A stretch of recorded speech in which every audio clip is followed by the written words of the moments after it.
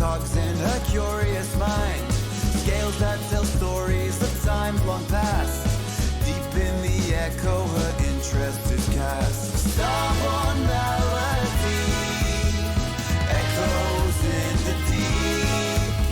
An ancient history, now our secrets to keep.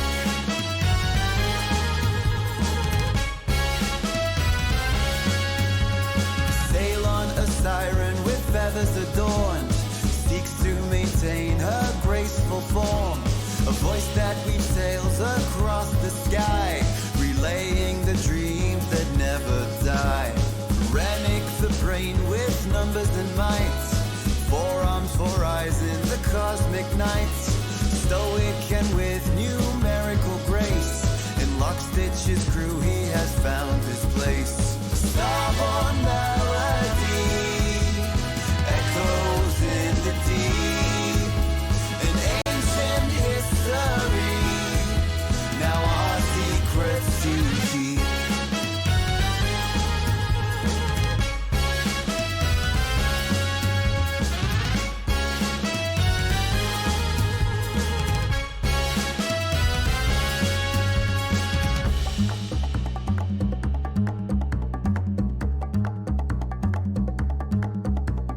Pollux and Castor, the skillful pair, always the team with starry hair, with a bond so strong in the vast expanse, unveiling the secrets in cosmic dance. Starborne Melody echoes in the deep. An ancient history, now our secrets to keep. Starborne Melody echoes in the deep. An age-old mystery, and Lockstitch holds the key.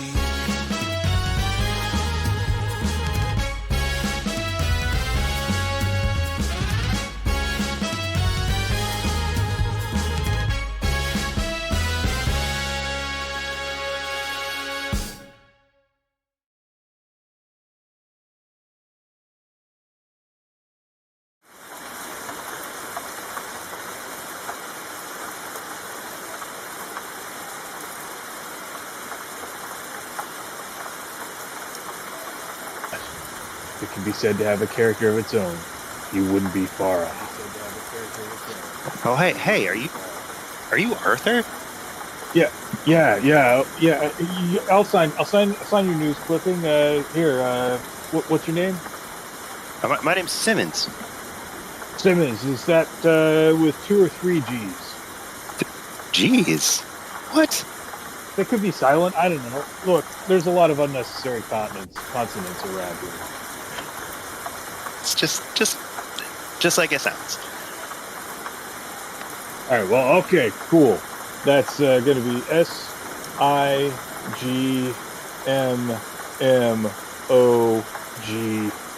There you go, kiddo. Anyway, growing up here, you learn to accept a certain amount of skullduggery as just a part of life. You go to bed each night to a lullaby of screams. You don't learn how to sleep through it, well, you won't sleep till you're dead. I found drinking helps with that. Not whiskey, mind you. More of a chamomile guy myself. I find that it helps to steady the nerves enough so that after a long day of combing through the urban muck and grime, I can sit down behind my typewriter and transport my mind to a place where all the sweaters are cable knit, the lobster is fresh, and old lady mystery writers solve all the crimes. I'd give anything to be in Cabot Cove, Maine right now. Oh, okay, fine. Just one selfie. Okay. Anyway. But that's another world. Another life. And I'm here now. This city needs someone who can provide, if not justice, then at least closure for the people it consumes, and the people they leave behind. So that's what I do. I'm not the constabulary. I'm not the law. I'm not a hero. I'm just a guy who knows how to ask the right questions and piece together, if not the whole truth, a more complete story of what happened. What you do with that is up to you. My name is Arthur Four Tusks. I speak for the dead. Hey, Vidra, did you get all that? Was that what you needed for the documentary? Well, I can shoot some B-roll, and as long as we can do some ADR before lunch, I'll be able to cobble something together for you by tomorrow morning, boss. For the last time, I'm not your boss. I didn't sign any W-2 for you. Whatever you say, boss. This is going to be a thing, isn't it? Anyway, so you've got this signature. What can I do for you? Real quick, I'm going to introduce all of our players and then we'll get right into it.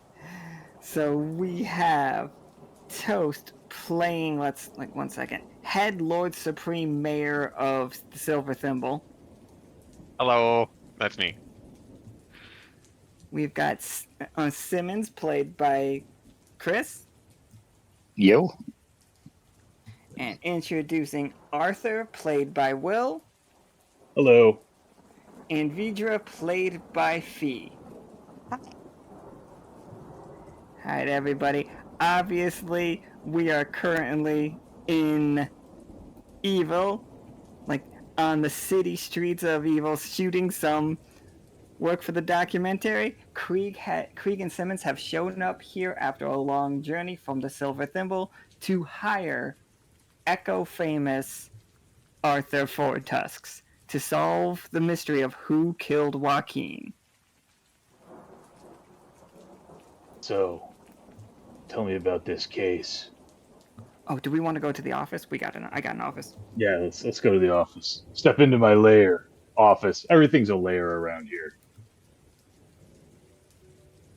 Everything's All right. also dirty around here. I was just say this is a really nice office. I know, right? I put a lot of effort into this. All this fine Swedish furniture. It's very nice.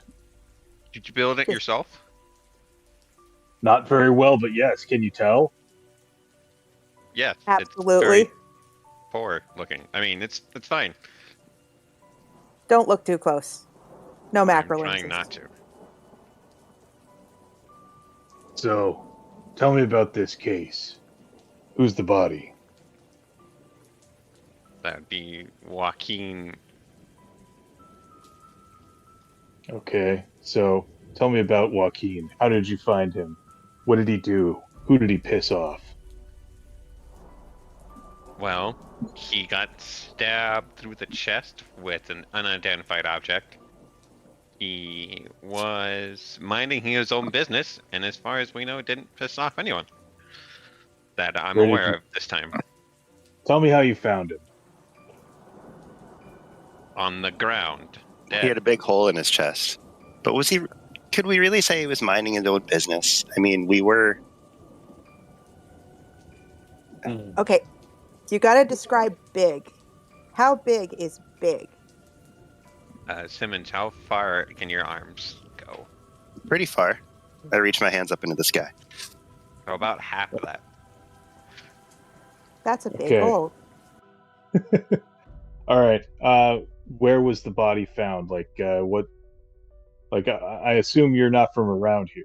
I don't recognize you. I haven't seen you around. I know just No, about everything. I'm the Krieg. I'm the mayor of the Silverthimble, also proprietor of the Krieg at Market Square. As I hand you one of my business cards.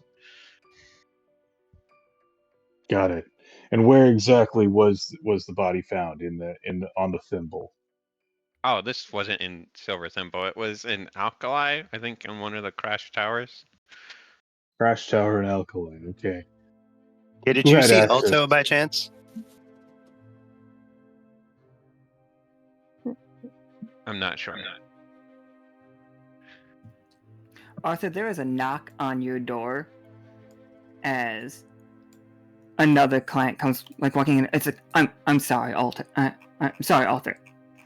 I would never presume to interrupt. So it's okay. Potentially new clients here, but no, I'm already on the case for you. What have you got for me? He, it's like, Von Mortimer, you would know Von Mortimer is a extremely renowned, kind of recluse in the town. His family used to like basically own all the land around it, but now it's just like a guy who lives in a big mansion by himself. It's just like he requests your assistance promptly, and he is willing to pay 4 times your current rate to solve a rather pressing mystery. Oh, okay. 4 times the going rate. Well, look, this place doesn't pay for itself, so I think we gotta go on this case here. You can walk and talk with me, and we'll take down details. It sounds like to solve yours is going to take a bit of a road trip anyway. So in the meantime, let's go see High Fantasy Howard Hughes over here and see what's going on. He Okay. is High Fantasy Howard Hughes. Is that okay with you, Simmons? Yeah, I love meeting new people. By the way, I'm aware. I turn to the otter and I say, "I'm Simmons," and I reach my hand out, shake hands. I prefer to stay behind the camera. Oh, okay. I look down at my hand and look back at her and just keep it held out, and kind of clink back. I pull back. Don't mind them. They prefer to take a cinema verite thing. Yeah, they say they don't want to be part of the story, but between you and me, I think they can't help it. We're going to scratch that in editing. They say that a lot too. Editing. Okay. I do that a lot. Okay, I have people who do that a lot. I'll be honest. Okay, so what are all these rats here? Are these They're just general rats running around. No big Okay, deal so about general them. rats, Just okay. atmosphere. I just like them. I was a big fan. Unless you hate rats and you decide that you need to kill them, they're just there for stage dressing. Oh no, that's cool. I have nothing against rats. I was just curious if this is something that we're supposed to actually interact with. All right. Ooh, B-roll. For the record, everything that is on the screen, you guys can interact with whenever you want to. I'm cool with that. Just like, And talk to the rats. All right. sure. What did you want to say to the rats? Are they sentient? They are animals, but like Krieg can talk to animals. I just want to ask if they know of any good places to set up business. Oh, by the way, this is Truffles, in case that you guys are wondering what the hell a weird mushroom cow is doing. He's Krieg's companion. He will lick things. That's just what he does. He's really good at it too.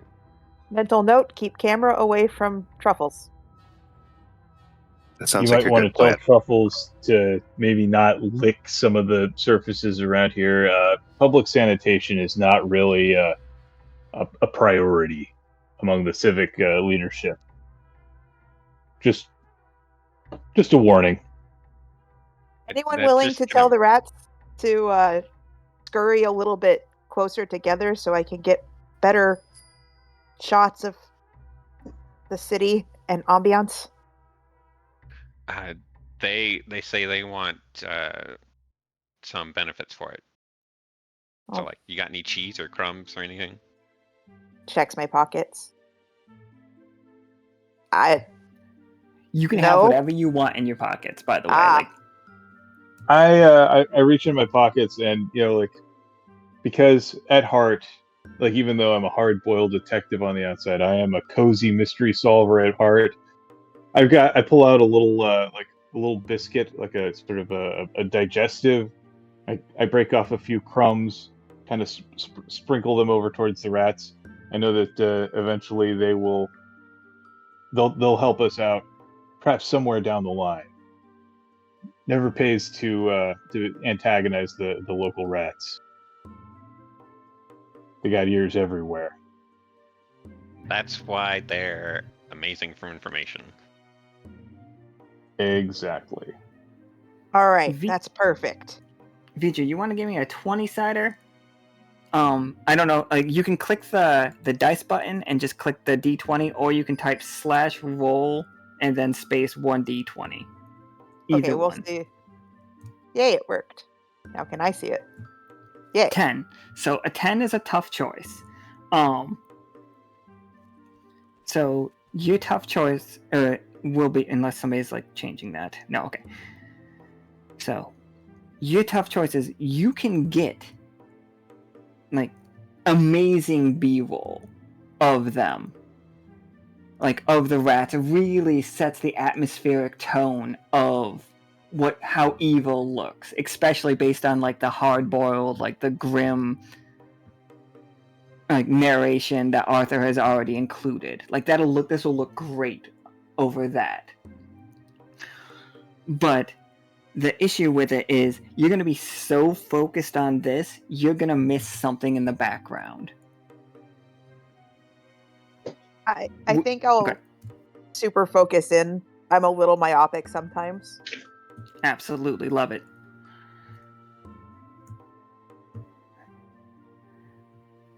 So yeah, what's that B-roll look like? If you want to describe exactly what this looks like, you can. All right. I'm assuming that the little digestive cracker was kind of crumbled up, but there's still a large piece just in the middle of all the rats. And, one advantageous rat is going for the largest piece and trying to sneak away with it without having the others notice.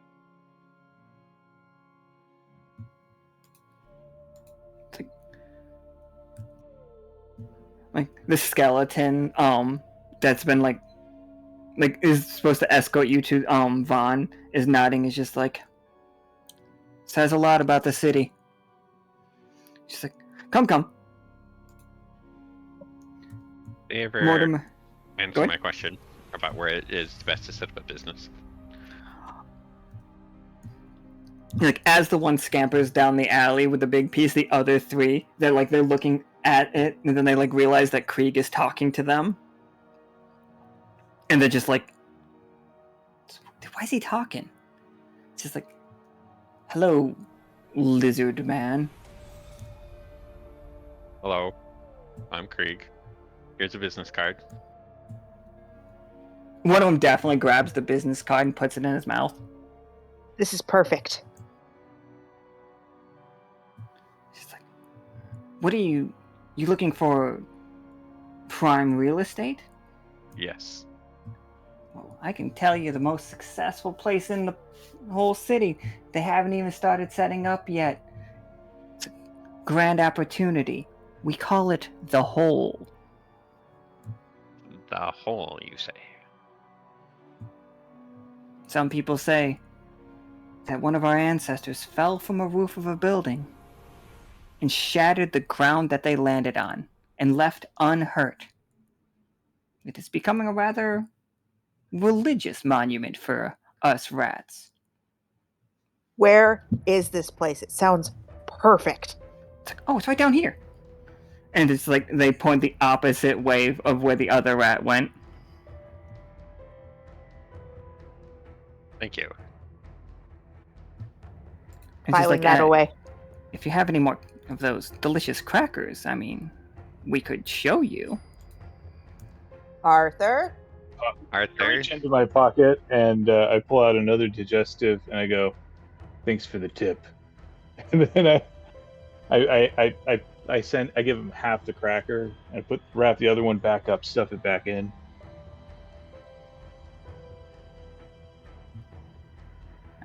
So we still have to go see Howard Hughes and see what it is exactly that he wants. It's just like, the skeleton's just like, Von Mortimer, not Howard Hughes. Von Mortimer, yes, of course. We'll go And to the rats all squeak. And it's like, oh, that's on the way. And they start like leading you all down the street. Like if you'll follow them. At this point, it's kind of like a parade. I don't mind. I'll follow. Yeah, following is definitely a good idea. I'll follow in the back. Shooting amazing B-roll the whole time. Yes. Alright, 1 second. Let's see which one of these maps is the best for this. a mismatched group following a bunch of rats down the street.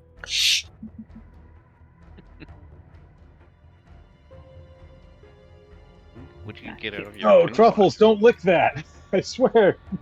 You don't know where that's been. That'll be fine. Krieg, roll me a d20 to see if Truffles is fine about eating that. About licking that. He didn't lick a rat, did he? 4. You just see Truffles just like, bleh, and his tongue kind of like does the cartoon unroll and then hits the ground and like is currently trying to scrape off of his tongue. It tastes like death. Only Krieg can hear him say it tastes like death, but it does. Here, why don't you try looking something else that's not death? Hey, Simmons, hold still. What? Don't worry about it, it's fine. Oh, As you just feel Chuckles lick one of your wings. oh God, why? I don't like that. So, as you guys like walk down the street, the rats stop at what appears to be an imprint of a large rat in the sidewalk. Does it have a chalk outline? It does not have a chalk outline, but Arthur, can you roll me a D100? You got it. 90. 1 second. I now have to open. We have a card called Penny Slots, and it gives you one random item out of 100 really bizarre items that I've made. So let's see what 90 is. No whammies, no whammies, no whammies. Meanwhile, I'm going to go ahead and just like zoom in on this outline and do a zoom out, a slow zoom out, and just do as artistic of a shot as I possibly can. And I'm just sitting here looking at this weird outline. So when you say it's like an outline of a rat, is it like an imprint? Like someone stuck a rat in the concrete as it was drying and then took it out?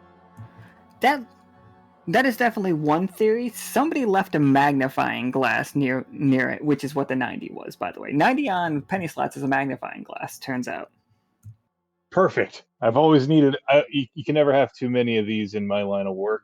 So I grab the magnifying glass and I start inspecting the hole. I did find a If there's magnifying glass once. Although it was really big and made of gold. The hole, Right. it's... roll me a d20. Yeah, Like, sure. I know you're a good detective. This isn't like whether or not you can study it. It's just like how well... 13 is so good. yeah. As you like lean down to 13. inspect the hole, like you hear like the bells ringing. Oh no. And this Oh, that was happens a perfect. lot, right? This happens a lot in Evil, like, but it's not to mark a specific time. You guys feel a shift. Like, the whole atmosphere changes. The city gets a little bit mistier. Like, a little bit colder. Oh yeah, that's just the skeleton fog. Don't mind that. Happens All right. all the time around here. So I need all of you to just huddle up and show that you are colder. Anyone? I gather up the rats in my giant arms and try and hold them close because these are my informants, and cold like this it cuts through the bones, cuts through the fur, and so I'm just gonna hold them close to try and keep them warm and protected from the elements.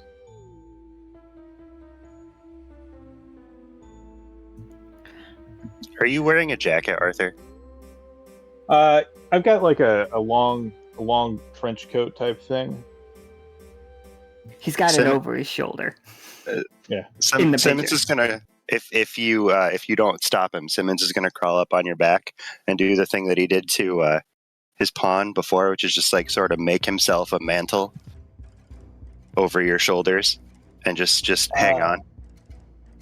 You know, that I'm not opposed to that. Look, I mean, so as a resident of evil, I am used to being surrounded by goblins, and as the resident big guy, it's kind of my job to take care of the small folk. So, yeah, if you need to, I'm not mad at Okay.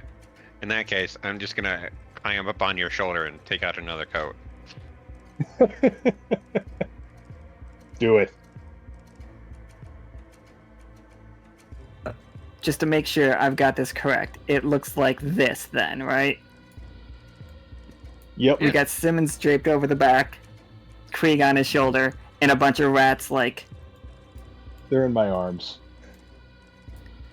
See, now I gotta keep these rat tokens everywhere. I was not expecting to have to... Let me move them here so I can just copy and paste them places. They're great information. Just selling Kind of a rat how much of a people person Arthur is. I like the idea that Vidra's just like basically in the corner, like nice. Uh-huh. This is perfect. The framing is beautiful. Not creepy at all. Dutch angles, block shadows. She's like, oh my god, it's so good. Like, get really in there on the rats. The hole is definitely, as you like search it, it got cold, but like you still successfully search it. It seems to be full of some kind of alcoholic spirit, like not spirit, but you know, a drink. Like somebody's been pouring alcohol into this hole. But it smells vile to most people. You might enjoy it, I don't know. It's a specialty of evil. What's evil's specialty alcohol? Because in Chicago it's Malort. Right, I was gonna say like that. This seems like it would be some analog of Malort, but let's try and find something maybe a little less vile to keep with the theming. Like, so this it's probably brewed with maybe a little bit of ergot in it, just to give you a little bit of that psychedelic high, a little bit of paranoia.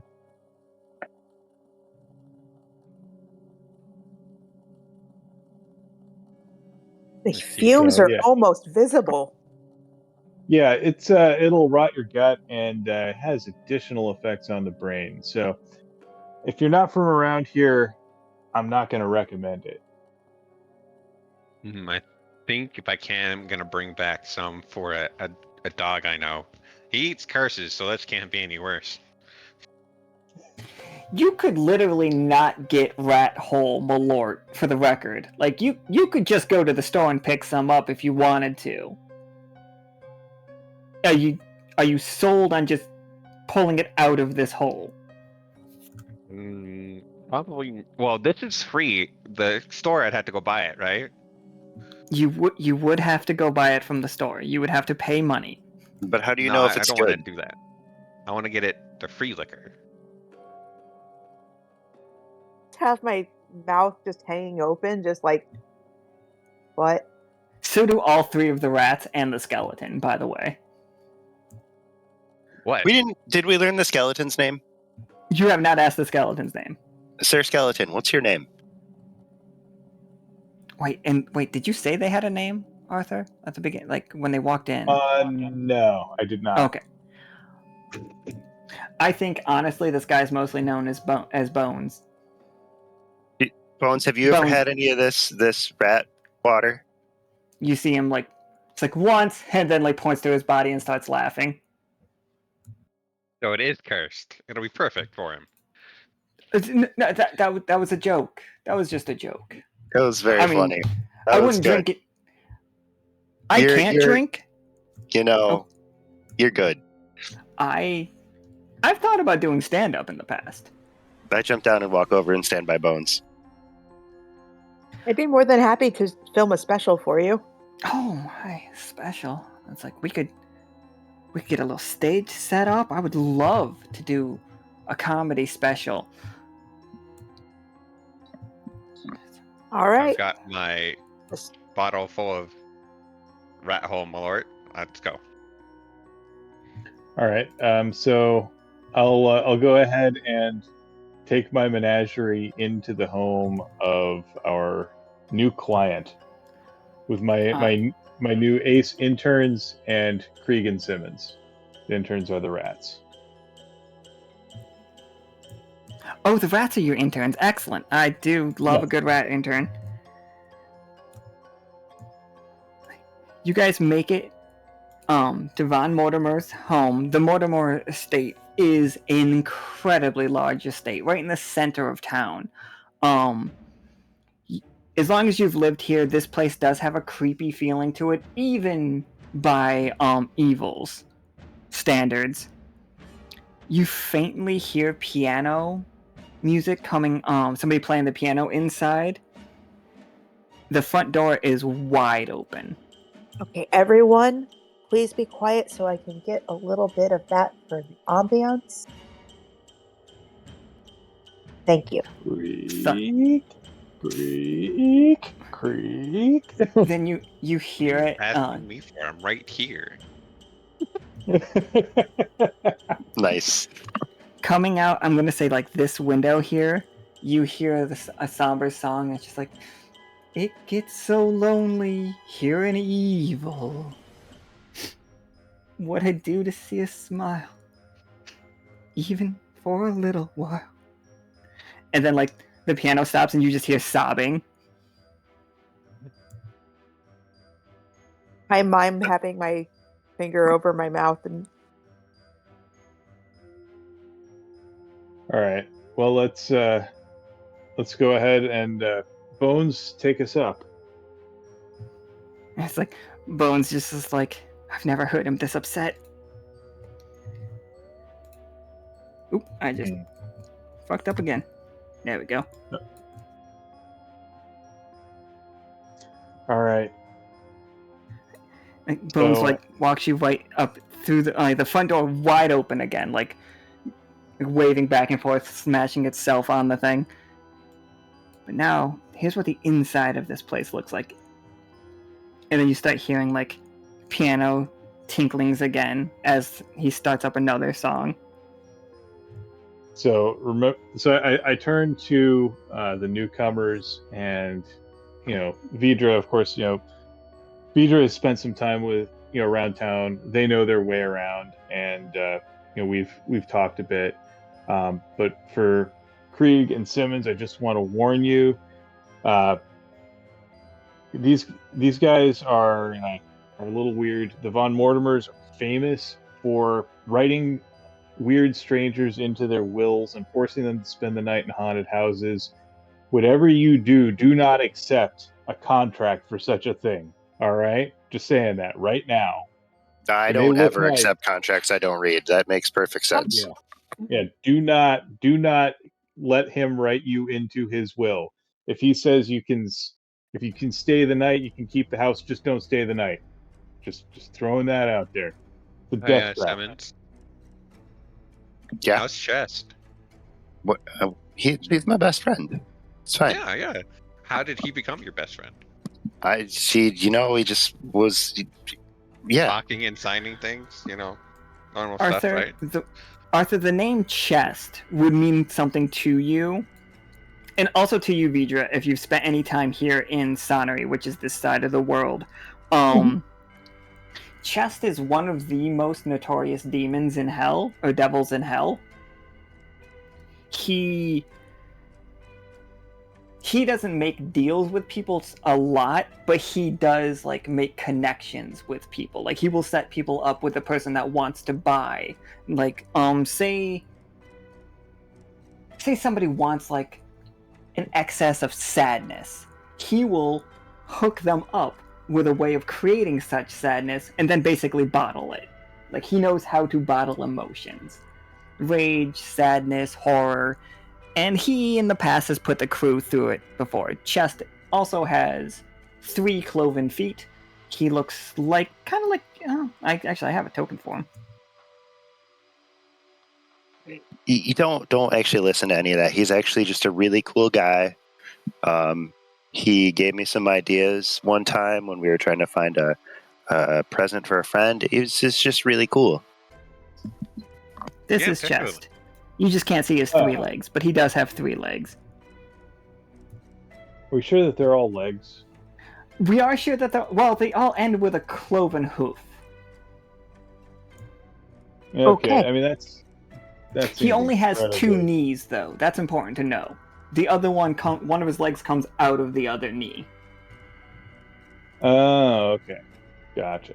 That seems horrendously difficult for a tailor. He must spend a fortune trying to get everything custom He hemmed. really, really does. It's really hard for him to find things that he likes. He found a jeweler that he liked one time, but turns out that jeweler was like a trickster. Allegedly a murderer too, right? Allegedly a murderer. See, this is where I just give up and wear a kilt.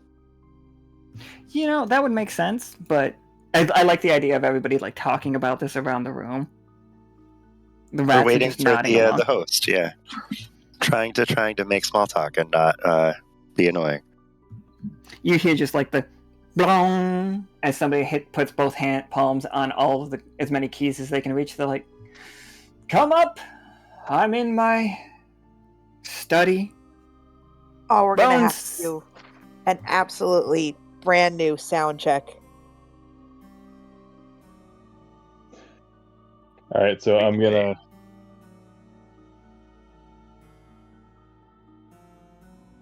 follow Bones. Bones is just like, this way, this way. He's very temperamental today. As he opens the door and leads you into that there's Von Mortimer. If he looks a lot like a Edgar. particular musician, I did it on purpose. All right. All right. We could avoid So if we could ahead. avoid the loud banging noise, that would be great. My volume levels are just going. Ugh. Von Mortimer looks over. He's just like, oh, I'm so sorry, my dear. I had no idea. He's ruined something else. And he puts the, what do they call it? It's not a shield, but he basically closes the keys of the piano. Mhm. And he's just like, I'm sorry, I didn't mean it. I would never want to hurt your production. I support all arts. Okay, I can edit it out. He's clearly been crying for a while. His eyes are super puffy. He tends to be incredibly pale as like a person. I'm gonna make him big so we can all see him real quick. It's huge. He's huge now. His eyes are super puffy. He's been crying for quite a while. He's wearing nice clothes, but clearly they're rumpled and he has not changed in days. You So- take better care of your suit. Well, I mean, his only company is a skeleton who does not exactly have the greatest manual dexterity or a sense of smell. So, you know, certain Is things Bones get wearing a missed. suit, or is he just a skeleton with a hat? I assume he's wearing clothes because of the hat. The hat makes me think he wears clothes. I'm gonna mutter to myself something about like being grateful that this technology does not pick up smells. So, Mr. Von Mortimer, my favorite client, what can you tell me about your problem? What's going on? He spins completely around in his on his stool. He's like, "I've been robbed." It wasn't me. It's like, they've stolen it. The Reflex. family heirloom. And he starts like marching through the he passes right by you all and starts walking down his hallway. Okay, I follow. And I assume that everybody else is still riding on my shoulders, right? I'm walking with Bones. I'm not gonna walk if I don't have to. Yeah.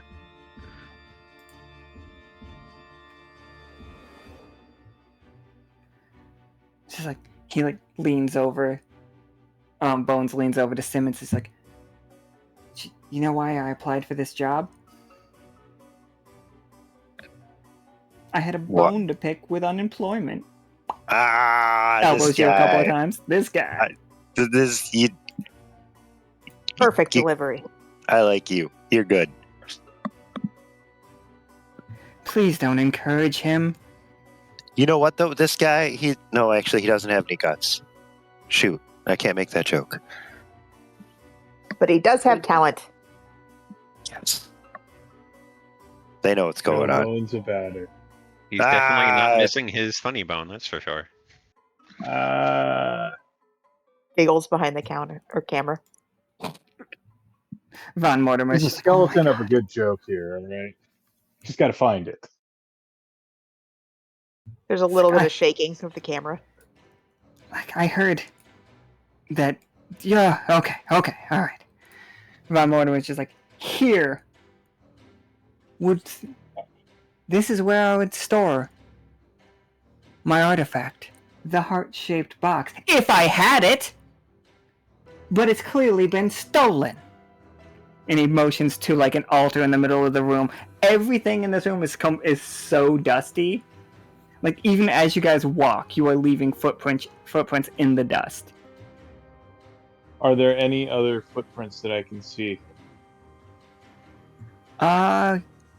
Definitely. There are definitely other footprints that do not match any of you guys' size. You won't even have to roll for that one. Okay. And so I presume, is there like sort of a heart-shaped cutout in the dust? Absolutely. All right, cool. So tell me about this artifact. It's a heart-shaped box. What's in it? That's really direct. I'm gonna guess it's a heart. What kind of heart shape? Is it like a drawing of like the Valentine's Day heart, or is it like the shape of a anatomically correct heart? I think anatomically correct is the shape that what's funnier? Both. It's like I think heart-shaped like Valentine's is actually funnier, but the fact that it might hold a real heart is something that's very fun to me. Gotcha. I'm gonna make sure that I get a good shot of just the void of the heart and all of the footprints. This might be useful later. Von Mortimer looks over at the camera. What is this What is she doing? What is this? So that's what they call moving pictures as I move my hands kind of up and down. It captures the pictures and then shares it with the world. Or whoever the hell you want it to. Eventually. Once I curate it. Vidra is the world's greatest true crime documentarian. No one can unravel these sorts of things better than her, and that's why we've teamed up. So you're her boss. I've read a couple true crime novels, and he like goes over to his corner, and like you see a couple like paperbacks, and he's just like, is this one yours? Vidra, have you worked on a true crime story before? And if so, if you wrote it into a tawdry paperback novel, what would it be called? Thing is, I prefer a more show don't tell type of a medium. I'll be happy to share this one with you once it is done. Absolutely. How would I? And he's just like no, I'll think about this later. This technology fascinates me, though. I'm very excited. Points my camera at him directly and just gets the, okay, best angle. Will they see me? Eventually. Hold on. And he reaches into his pocket and he pulls out a comb and he starts combing his goatee and his hair. He looks absolutely no better by the time when he's done with it, but he feels better. Like you do see the redness. Oh, go ahead. I'm shooting upwards towards him because I am shorter than him by a significant margin. He's like, Well, here, I will help. He moves over one of his stools in front of the thing so that you can get a good shot down onto the tape on the altar where it was. Thank you so much. Gosh, this is... So, tell me a little bit about why someone would want to steal your heart-shaped box. What makes you think it was... Well, it was here a couple of days ago, and then suddenly he just puts his hand to his ear. He's like, "Can you not hear it?" I listen. Exactly. What do I hear? Are we supposed You to hear don't feel something? it. Before there was always the sound, the dum dum, dum dum. Near the floorboards? No, it was from the box. The box. Oh. Keep up. Your interns leave a lot to be desired. No, We're those aren't not my interns. Yeah. Look, I signed paperwork for the rats. I pay them in digestives as well. They get a per diem in that, and actually they do have a union in case you guys were wondering. I make sure that they're well taken care of. Just kind of Anyway. shudder at the word union. I enjoy the fact that nobody got to play the bingo card before we did it, or play the bounty to start a union. We just started a fucking union. Actually, Was it yeah, played? that was Seth. Who played it? Yeah. Seth played. Nice. So now we know that the rats do have a union. Absolutely. And they work quite nicely with me. I am not their boss. I am a partner with them, okay? Solid. I don't control things. That's funny. We negotiate what they want, what they're gonna do. I hire them on an as needed basis. They get full benefits and everything. It's all part of the guild rate. But anyway, let's talk about motive. What is the motive that someone might have for stealing your telltale heart? Tell me, have you had anyone come over for a cask of Amontillado lately?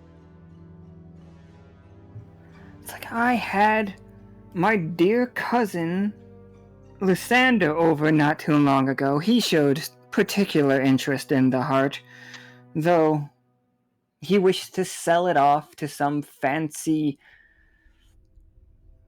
merchant, yes. Is it expensive? I mean, it was priceless, invaluable. An incredibly rare commodity. Expensive as in monetary wise, not emotional wise. I misunderstand your question. Yes, it was valuable to me, and therefore it was valuable. Got it. So, I mean, let's talk a little bit. Let's be very careful when we say things like invaluable or literally priceless, because there are some things that means a lot, and some things it means the exact opposite. So, you obviously placed a great deal of value on this. Is that a value that the rest of the world would share? He's saying, can I make money off it if I sell it? But in a tactful way.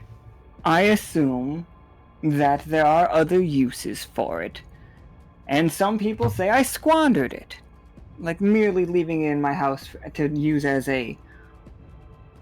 I lost the word, Alan. Metronome? Metronome? Metronome, exactly that. He used it as his metronome. Oh. It's just it kept amazing time. Yes, some said it was an incredibly cursed item, and some said it could reawaken ancient gods, but I care not what gods think. Did it ever change speed?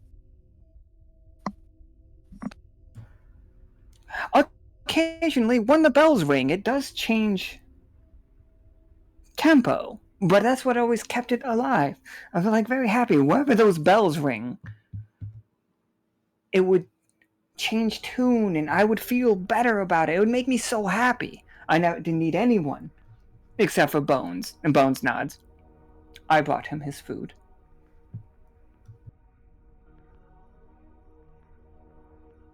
So I'm gonna see if I can. I want to do a little bit of detectiving here to see how old the newest non-us prints around here are. So like I can see I can identify the footprints that belong to von Mortimer, and I know what all of us look like. I want to see if I can see what the oldest non-von Mortimer, non-Lockstitch crew footprints are. What do you need me to roll? Just 1d20. All right. Here we go. And Arthur, do not forget to narrate what you are doing. We don't hear what's going on in your head. You don't want to do ADR. Investigating the footprints. All right. Footprints. All right, let's take a look. So 11, not great. Oh yeah, 11 is a success, but it's barely a success. So you do see many footprints all around the floor. You see someone about the same size and shape as Von Mortimer. You can assume that is his cousin Lysander. Okay. About how old can I tell how old those were? They came in approximate. Those ones came in about a week ago. About the same time frame he says that Lysander was over here.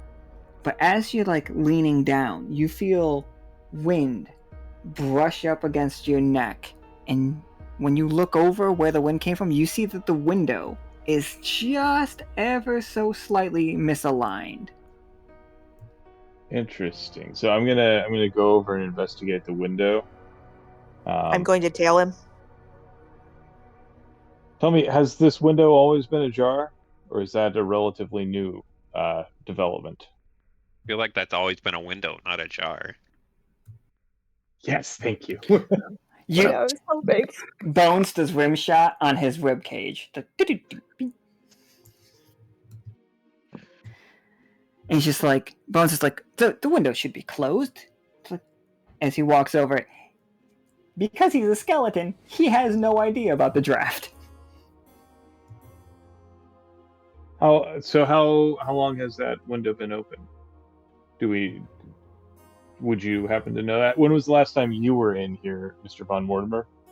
I haven't returned in here since I noticed my precious box was missing.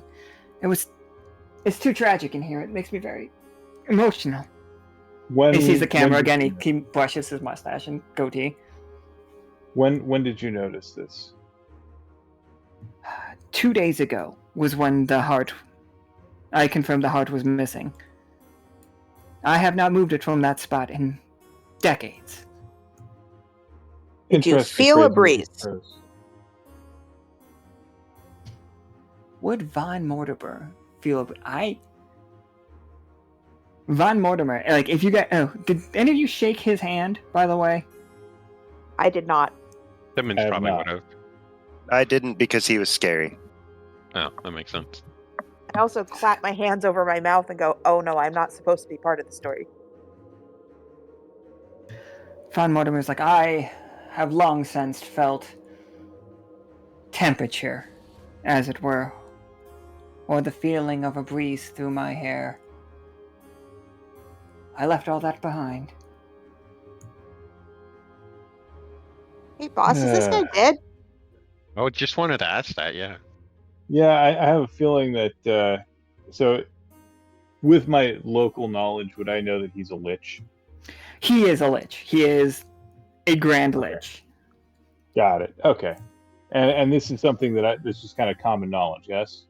Yeah, the common knowledge that the head of the household of, local common knowledge.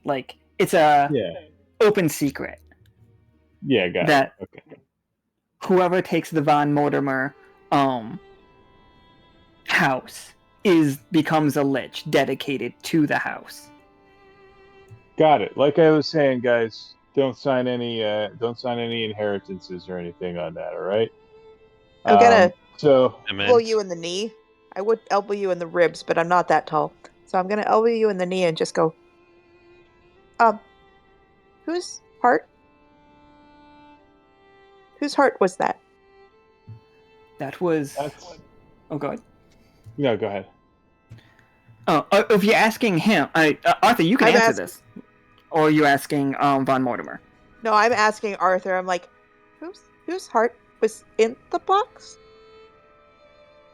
So that's a good question for our host here, Mr. Von Mortimer. Whose heart? And was that some sort of phylactery, or is the house itself your phylactery? It's like, yes, no, yes, kind of. And to answer whose it was an ancestor, but not in the sense of, like, they did not give birth to my grandfather, that situation. It is merely a title until you assume the role of Von Mortimer. My name is actually Kyle. But I've gone by Von Mortimer so long. I don't like the name Kyle. I'm going to go back on that one. Edgar? No, his name is Auditory. Auditory. Got it. Auditory. Auditory. AKA auditory. Okay. Yeah. Spelled Kyle. Got it. Yes, that's exactly how you spell it. Yes. All right. So, so this thing was stolen. You said you confirmed it was stolen about 2 days ago, but when did you actually notice it was missing? That's a different. I noticed question. it was missing the moment the house went quiet. And it's just like, and for your phylactery question, I do not believe that I am in any harm from the heart being missing from the house. Like, I still feel the house as he like runs his hand across the dust. He's just like, I still feel it. Everything in its place. But I can't continue with my music. And if I can't continue with my music, then what's the purpose? What's the point in this? And you see him like start to like his face drops, and like it looks like he aged 100 years in just like a moment. As he's talking about the absence of his art, I nod in solidarity, because I'm just thinking about how awful life would be if I didn't have my camera. So, this we have this missing box, and you said you noticed that. Was that 2 days ago, or was that just when you confirmed that it was gone? 2 days ago, it was missing. Like, so. Also, the window is on the 3rd floor, by the way, just in case like I didn't explain how high up you guys are. We are on the 3rd. Yeah, or is it? It might be the. Yeah, I think. For more fun, it's more fun that it's up here, like the highest, Okay. you know? So Yeah. you're on basically the 5th floor. Okay. Simmons definitely going to stick his head out that window if he can. I mean, yeah, we're in a world where Simmons the Bat Person is a fairly normal thing, so height does not mean that this is an impossible burglary. I'm Would gonna you see Simmons? drag a that stool over to the window so that I can get a good shot of just how far down it is. Simmons, roll me a 20-sider, please. Oh, God. No, this is a coin flip for the next roll. Oh, the next roll is a coin flip. All right, so This we roll is a played coin flip. Yeah, next roll is a coin flip. So what that is we're gonna roll a 1d2. It won't come up on the screen, sadly, but a 1 is a 1 and a 2 is a 20. Hey, Well, I'm glad that was a 2 then. Nice. You outside the window, like you open it up and you figure out what's been like catching it. Like obviously it's rainy and windy out there, but like for some reason it hasn't been able to close all the way. You find a finger stuck in the window. gross. Get a What close kind up. of finger? And with a 20, it is a Don't it's- eat it. yeah, maybe don't eat it. You can eat it. I'm not gonna judge you. I was just going to, before you said that, I was going to say he like sticks it in his mouth like you would lick a nail to hold it. and then just climb back in and then hand it to Arthur.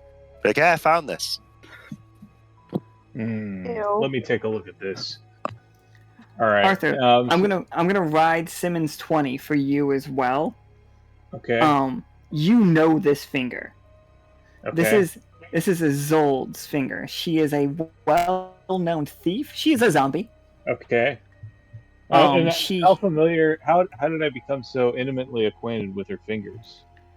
You can tell That's me a that. loaded question. I assume that you've shaken her hand multiple times. But also she leaves body parts around. It just kind of like why she's not the best thief. Like she does tend like parts fall off of her, and then she has to go get them stitched back on from Dr. Cornelius. You should go see our other good buddy there. Cash?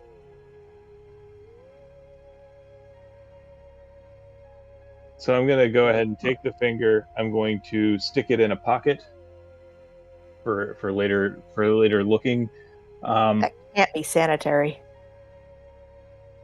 Nothing involving Isolde is. Trust me on that one. I don't want to know. Probably best that you don't ask. Anyway, so I am going to go take. I'm just going to also do a little bit of looking around the window. So we found the finger. Are there any other? Can we see like a trail of prints going up to it? Footprints. I would say like with that 20, absolutely. You can like not the same as dust. Like you see on the floor, she was walking on her hands, like on her fingertips, so that she only left little dots on the floor that didn't look like footprints.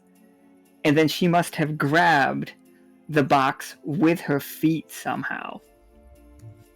Could she have just had like multiple like extra hands put on? No, that we've spoken Does she that do into. that kind of thing? We have spoken that into the real world. Dr. Cornelius, amazing at body modification to the point where he has put hands on Like chest hands? Isolde's like where her feet would be. She now has hands. So she has to wear gloves and mittens instead of shoes. Well, Aeon Flux here. I've seen Aeon Flux before. But specifically hands, because like she's walking on her fingertips, not like monkey feet. Still look like feet, like once they're like flat. She's walking around like Cousin It. Got it. All right. Well, I know where our next stop is going to be after we're done here. Then it'll probably be to go talk to Dr. Cornelius. But let's take a. I want to do another look around here, so we know that Isolde has been in here. We don't know that she's our actual thief, but we do know that she's been in here. I'm just going to ask, Mr. Von Mortimer. I guess one last question. Have you had any association with Isolde? Has she been around at all? Is she known to you? Isolde? No, she's unknown to me. Is she a musician? Well, depending on how you define music. But that answers my question there. So I'm going to go ahead and say, well, I have at least enough to start looking. I'll probably be around to gather more evidence as need be. Please be available should I need to ask you any questions. And we'll get to the bottom of this. We'll see what happened to your telltale heart. He motions around and he's just like, you know where to find me. I never leave. Before we leave, I just want to be like, so if you ever want to get your music out there, I know some people. We could, work out something as I hand him my business card. He looks at your business card and he's like, Bones. And Bones comes over and snatches the business card. He's like, "Thank you very much, Krieg. We'll add this to his Rolodex." Wow. Hmm. Music agents, you're gonna fit right in here. Loads of vampires already, so cool. At the mention of vampires, I'm just gonna rub my neck for a little bit. So, do you know of the band Three Vampires and a Goth Girl? They played at Nomen recently. I heard it was a fantastic show. Yeah, I know their manager. We're good friends. Excellent. Filing this all away for later. Three Vampires and a Goth Girl is an incredibly famous band from the town of Gibbet, which is right next to the Silverthimble. They're very popular. They are managed by a particular redheaded navigation officer / spy master of the crew. They also do have a cover band out there as well. I wonder what a music documentary would be like. Ooh, we've actually shot one of those if you want tips about it. I'd love them. I mean, Sure. the way I see it, you've got two ways you can go about this. You can do either a straight concert narrative, or you can try and do sort of a behind the music style thing about how inevitably they rise from nothing, then they fall from fame due to usually excess of some kind, usually associated with drugs. Von Mortimer says, "Hear, hear!" And he has suddenly has a wine glass in his hand, cheering to everybody.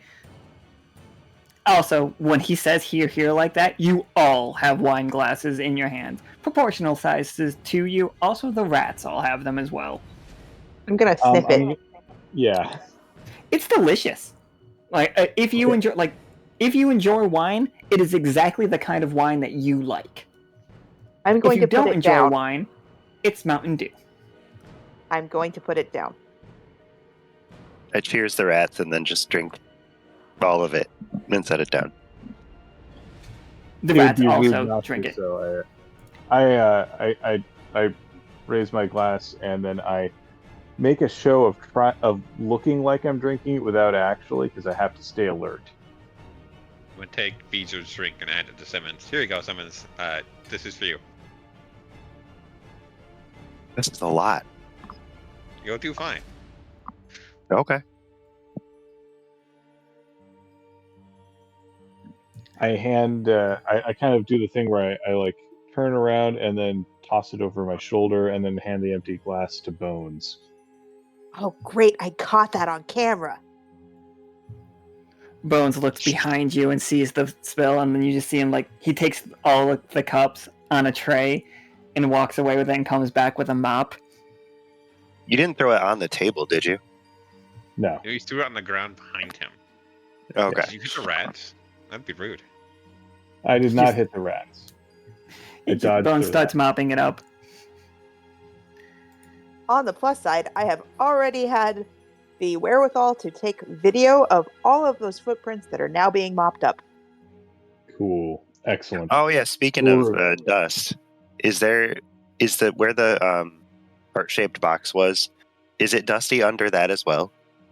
No, where the heart-shaped box was is just the outline of So that it is box. okay. So it has clearly actually been taken recently, and not like some weird thing in his brain. It's a real, actual thing that happened. Yes. Yeah. So, I'm not playing that one on you guys. I'm not that rude. Just making sure. Before we It's go, mystery. just one more thing. Just one more thing, Mr. Von Mort. Something that's been eating at me here. The timeline of events. You've known that this box, this precious box of yours, was gone for 2 days, and this thing that is most precious to you, and that you would do anything to recover. And you wait 2 whole days to hire me, the greatest detective in the world. Oh no. By the delay. I hired someone right before you. A thief catcher, if you will. They displeased me, and then like he opens up a cabinet, and you see your like top rival. I don't know what his name is. Like your rival, like detective, is basically like bricked up behind a wall with just his face showing, and he's like, "Help me!" And then like I see he stayed for the Amontillado, didn't he? he was very rude. He said to me, that it was my fault that it was stolen. He made the assumption that just because I don't lock my doors, my items are not safe. Things should be safe when I say they are safe. Shouldn't they, thief catcher? And then like you see the bricks like start like lifting, and then like 2 more beside his face, so it's just barely his eyes showing now. Ooh, I like that. Did I catch that that's on fine. camera? Oh, absolutely. Okay. And then I'm like, well, I'm glad that you came to your senses and hired someone who knows what they're doing. So we'll start investigating. I've got a lead here that I can follow. We'll be following up with you as things progress. By the way, is it possible that I might be able to take this poor fool that you've got basically bricked up? Could I at least have access to it? I'm just curious to.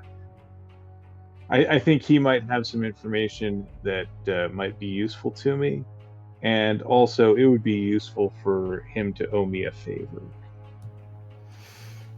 He sighs. It's just like, I suppose, as long as it helps get the heart back. Jim, I suppose you're free. And he snaps his fingers, and Jim Dandy is freed from the wall.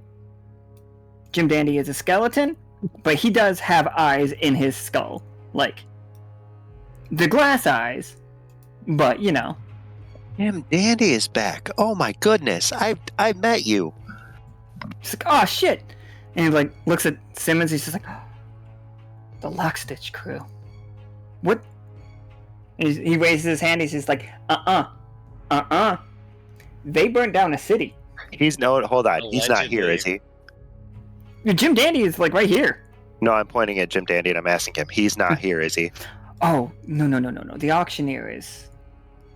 And, like, you see Vaughn, like, what do we know of the auctioneer? Oh, he's just like, that, you're Simmons. He's Simmons. And, like, Vaughn is just like, Simmons? Chess best friend? Yes. I raise my hand. Here. Present. He looks at Arthur and he's just like, you have strange interns. Just Wait, did we get hired? You guys are less interns and more prospective clients, I think. But tell you what, if you can help me solve this, I'll give you a cut of the cut of the fee, because this is an interesting case. How much? Well, let's see. So after obviously we've got to pay the rats first, right? They get a cut off the top. I also pay Vidra. So Vidra gets a cut as well. So that means she gets a W-2, right? No, they're on a 1049. Okay. Could we just get like a badge? Okay, if he's getting a badge, I'll take Simmons' cut of the money. No. Like for both of us, we could each get badges.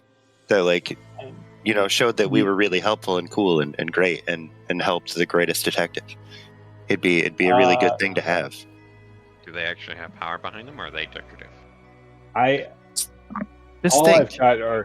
All I've got are purely decorative badges. I'll leave the arts and crafts to the rats. I'll probably have the rats help with that. They should be able to do something. They've got the really agile claws. We'll make sure that you get your photo taken.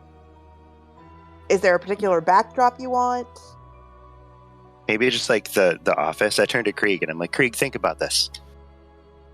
If we help the world's greatest detective solve this high profile case, then everybody's going to want to come meet the people who, helped this. They're going to want to come to Krieg's. They're going to come to Market Square. It's going to be publicity for you, but we're also going to be, helping the crew and give us some good publicity. Ooh, I should set up a shop here then, so I don't have to travel too far. That'd be great. They'd come to you. Right.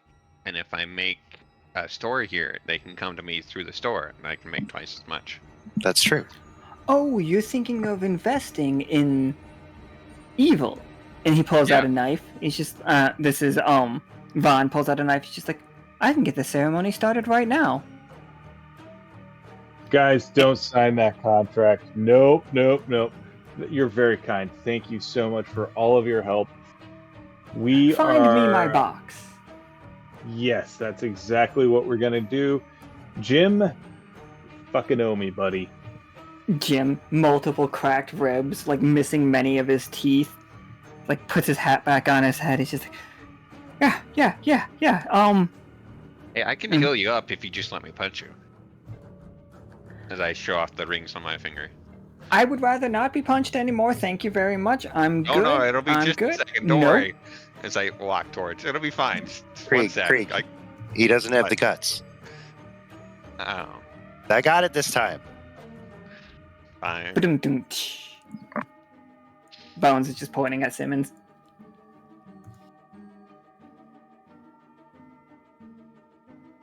So I'm going to gather the folks that want to do a piggyback ride onto my back, gather up the rats, and I go, Bones, lead us out, please. Bones walks you all out the door, and as you pass the music room, Vaughn takes his seat there again. And lifts up his piano thing and just starts playing a very slow just a very slow tune. Like a lament? Yeah, like a lament to it, and as you guys are right at the door, you just start hearing him say, die, die, die, da, da, die. And then the music starts picking up, and Jim's just we need to go. That guy is scary. Also, even he's if I completely did out of time. Sign something, I could have just had my friend eat me and it'd be fine. First gone. I don't know how it works. don't.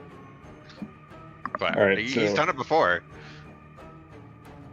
Oh, wait, this is not outside of the house. This one's outside of the house. There we go.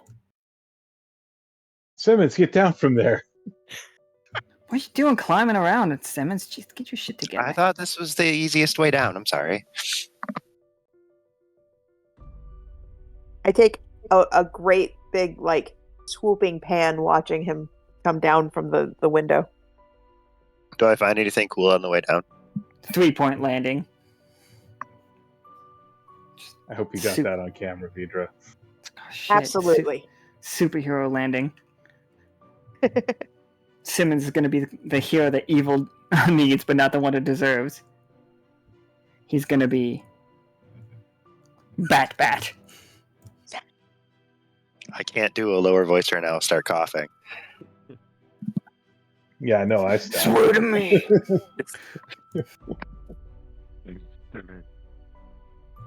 Alright, so what is the next step? Next step, let's go talk with Doc Mortimer. Or Cornelius, sorry. Dr. Cornelius, absolutely. Jim's just following you around. He's just I didn't mean to tell him that It was all his fault. It was all his fault. He leaves his doors unlocked. This house is fantastic. Who wouldn't want to get in there and see what's going on? I mean, to be fair, he does seem to take things personally a little bit. He did freak out a little when I was please with the volume levels. He just immediately made it all about him messing stuff up. Never heard of that happening before. And I guess his house, his rules, right? I mean, evil is apparently a very safe place. Right, boss? One, not boss. Two, I don't think it's that. Safe is not the word I would use. Who Jim is There's a Dandy's dumb reason just, why enough I to... have a job. Jim's just like, it's only safe because you can't die. Yeah. That guy's dead? Hey, if If he was dead, he wouldn't be walking around. I have a stupid question. I doubt it. Can people that aren't from evil die in evil? Are we in danger? You're friends with Chest. You're never in danger. So, I mean, danger is relevant. I mean, danger is relative. I mean, like, you're safe here, but maybe not, out there. So I should It's like- stay in the house. No. You should stay with me, like in my immediate vicinity. Got it. Okay. Jim and Bones both look at you guys. It's just like, it's fine. You get okay. Like, personally, if you do die, and I'm not saying that I want that to happen, but if you do, I recommend the skeleton treatment. You get all of that meat pulled right off of you. You don't smell. Is your hat made of bone too? No, my hat my hat's a special story. I won it at the boardwalk. Now, for a little while, I was. They call them carnies. That I looks don't so know if much better than like a cheap carny hat, though. See, that must have been a good there is carnival. nothing. There is nothing cheap about the carnival at Glomecrest. Like, the boardwalk is an incredibly elaborate place. Is Glomecrest is he the guy with the swan? Mayor Glomecrest. He like I'll move you guys to the map real quick so you can like take a look at the yeah, you see the swan like paddle boats? All their boats are like that in Glomecrest. They imagine if R.L. Stein made a boardwalk. That's what Glomecrest is. Oh yeah, no, I remember him. He freaked out and ran away when we I allegedly set the world on fire. I remember him. He seemed nice. I think we met Oh, him there at has the Obsession party. There has to be some sort of story. I love mysteries. If you want to solve the mystery of the Glomecrest boardwalk, I'm absolutely sure they would love to have you. I get 50% off because I used to be a employee. And he reaches in his pocket and pulls out a card and he hands it to you. It's like, let him know I sent you. Jim Dandy. My hands are full. Oh, he just puts it in your shirt pocket. Tap, Rude. Tap, tap. That's got to look weird from camera point of view. Very. POV, you get a coupon. It's just like, so we're off to old Cornelius's house. Yeah, we're going to Dr. Cornelius. You guys just like knock on the door and he's just like, come on in. It's like, and he's like, I didn't have an appointment. And then like all of you walk in. He's just, okay. Hey, Doc, long time no see. Wish He's we just were like, under better circumstances. He like has his hands up. He's just like, I'm not selling any black market organs anymore, I promise. Unless you need a lung. Do you need a lung? Is it one of them? Nah, Do they need? I can't speak for any of my associates here, but I'm not here to cause trouble or anything like that. I just happen to have come to ask you here about the last time you saw Isolde. Isolde. Yeah, I did some work for her a couple months back. And he looks at you and he's like, oh, it's about that fancy job that she said she got, huh? She wanted hands as feet. That is an interesting choice. Do you know anything about how that happened? Well, first, there was a doctor.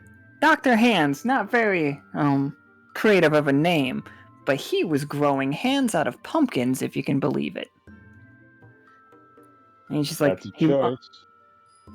he opens one of his cabinets and he's just got jars and jars and jars of hands, like, in formaldehyde. Or at least you think it's formaldehyde. But then he, like, pours a little bit of it into a thing and he takes a sip. He's like, evil specialty. Yeah, don't drink that, guys. So when did you last see her? Know where we can find her? I did the work about a month back. She paid for it.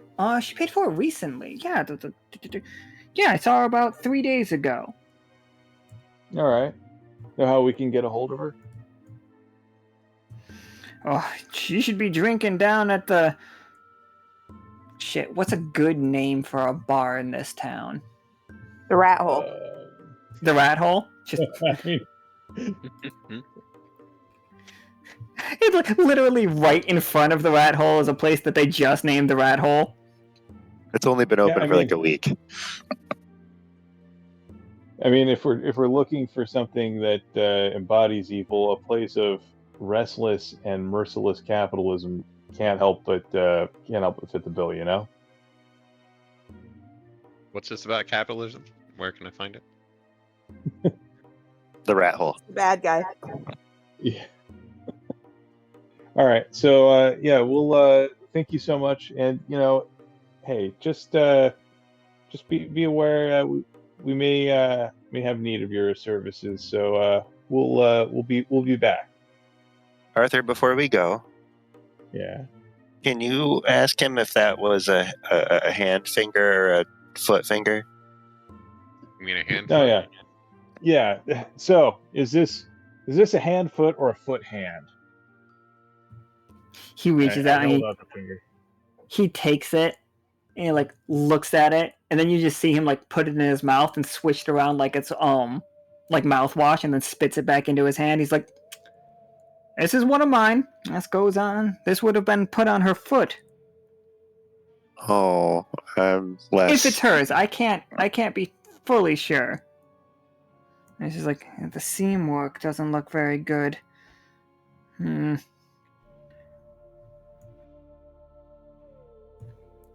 he's like, tastes his lips a couple times. He's like, she's been walking some very, very dangerous places. She made her way into the cemetery then. At some point, he hands it back. Somebody's been walking sacred grounds." And you see him, like, take another drink of his drink, like, switch it around and spit it out. And, like, when he spits it out that time, a little bit of fire comes out with it. Okay. I really hope that I got that. I hope it didn't blow out all of the exposure on my camera. Oh, roll me a 20-sider. Let's see how well if the camera handled it. Fucking amazing. Just really good. You got an amazing angle at this. Yay. As long as it's not just completely white, I'll be good.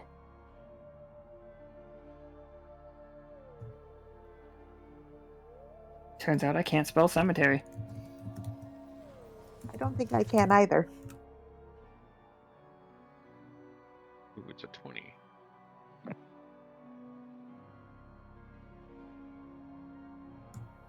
It's So gonna be yeah, the best. with the 20, because somebody raised it by 1 to make it a 20. Ooh. So with a 20, you notice the cause of it and why your camera didn't get blown out. You must have some kind of filter, because you've been in evil for a while. You must have some kind of filter that, like, shades against holy fire. Mhm. And that was what it was. Like, Dr. Cornelius he's a gargoyle, specifically a cemetery guard, Like that is that's what he's supposed to do, but he's decided to abandon his job forever ago and moved in here to become a doctor. And while he's here, he cannot touch silver. He is very bad around like holy objects, and he is not allowed to go near the cemetery. Like he can't set foot in the cemetery again because he left his post.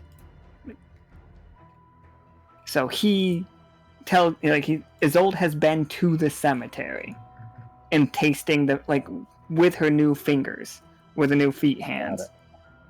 Got it. Okay. All right. I'm going to file that away as a potential lead. In the meantime, let's go see if we can interview her. I have a feeling right now that Isolde is actually probably in greater danger than just about anybody right now, because if Von Mortimer decides to come after her, he's going to play for blood. So, and she's just playing for money, and this is not worth it. So I'm gonna say let's go to the rat hole and see what we can find out there. See if I can find her and track her down, and see if we can maybe keep her from getting into worse trouble. Oh. As everybody's leaving, I want to be the last one to leave, and I'm just gonna be like, if you have any more illicit dealings, here's my business card. And he's just like, he reaches down, takes the business card, and he's just like, "Did you need a lung? I've got amazing lungs." And he looks up and down, looks you up and down. And he's just like, "Or perhaps," and he like goes into a cabinet and he pulls out this red jar that has like highlights of gold like running through it. This might be more your flavor, if I have read the room well. I just kind of gets that far off looking as I do have a propensity for gold, I've been told, allegedly. It's like this is what we call a conduit. It's just like I can see you already have something going on, and he like puts his finger like on Krieg's chest, and then he pushes, and Krieg, because of all the bees, Bee is one of our players. Everybody, she is a slime girl. She is normally blood. She is blood. She's a blood girl. But at some point, she turned purple because she ate too much honey. Honey in our world is blue, for the record. So it turned her purple, and Krieg has been fucking double fisting candy made by, which basically kidney stones, for the record. I have one right now. From B, and it has been turning Krieg slightly more and more viscous. And like he pushes, and Krieg, you feel the finger like indent out your back. It doesn't like poke through you or anything, but like you are basically silly putty right now.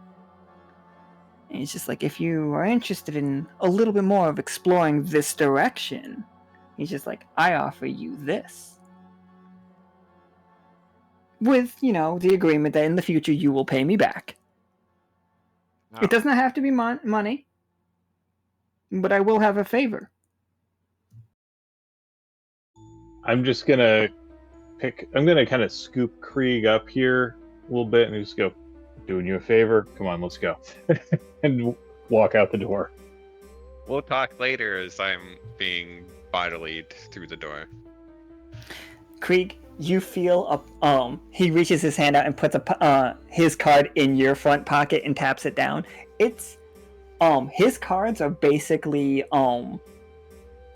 they feel like gravestones to you. Like, it's so heavy. It's just a piece of stone with the epitaph carved in it, which is the name of his little, like, clinic. Okay.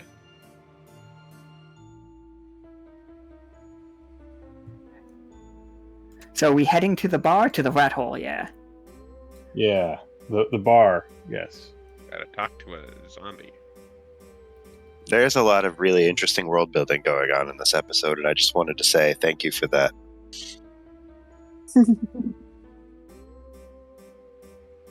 So I guess we walk in, and so doing a quick survey of the room first. Is Isolde already in the bar that I can see? She pulls her hat down over her head, trying not for you to not see her, but because you're looking for her, it's just more obvious. I'm immediately going to climb up on one of those bar stools so that I have a better vantage. Nice. I am going to, pointedly not pay any direct attention to Isolde, and I'm going to talk to the barkeep. I'm going to say, "Excuse me, ma'am, would you mind, giving this message to Isolde over there?" And I slide a little note that says, "You're in danger. We should talk," and then sign my name. I get a at the close up bottom of there. that. She And nods. Drinks? I basically I buy a Isolde's drink of choice. Oh, you see, this is the barkeep is known as Ravenwood. Mm-hmm. She pours what looks like whiskey, and then she puts it instead of club soda, she pours just straight holy water into it, and then she pulls out what looks like a little crucifix and drops it directly into it, and it starts smoking. Nice. And then she takes your note and uses that as the napkin and just sets it down in front of Isolde. And Isolde looks up spooked a little bit, and then she just nods. And you see her taking sips, but obviously reading the note. And I am furtively openly looking talking around. at this. You guys all smell a little bit of burning while she drinks this. Every time she takes a sip, you definitely, smell hair burning with every sip. And meanwhile, I am going to order my drink of choice. That is going to be 1 part vermouth, 1 part chamomile tea, and then 1 part drambuie. Gonna Ravenwood. look over your shoulder at the drink.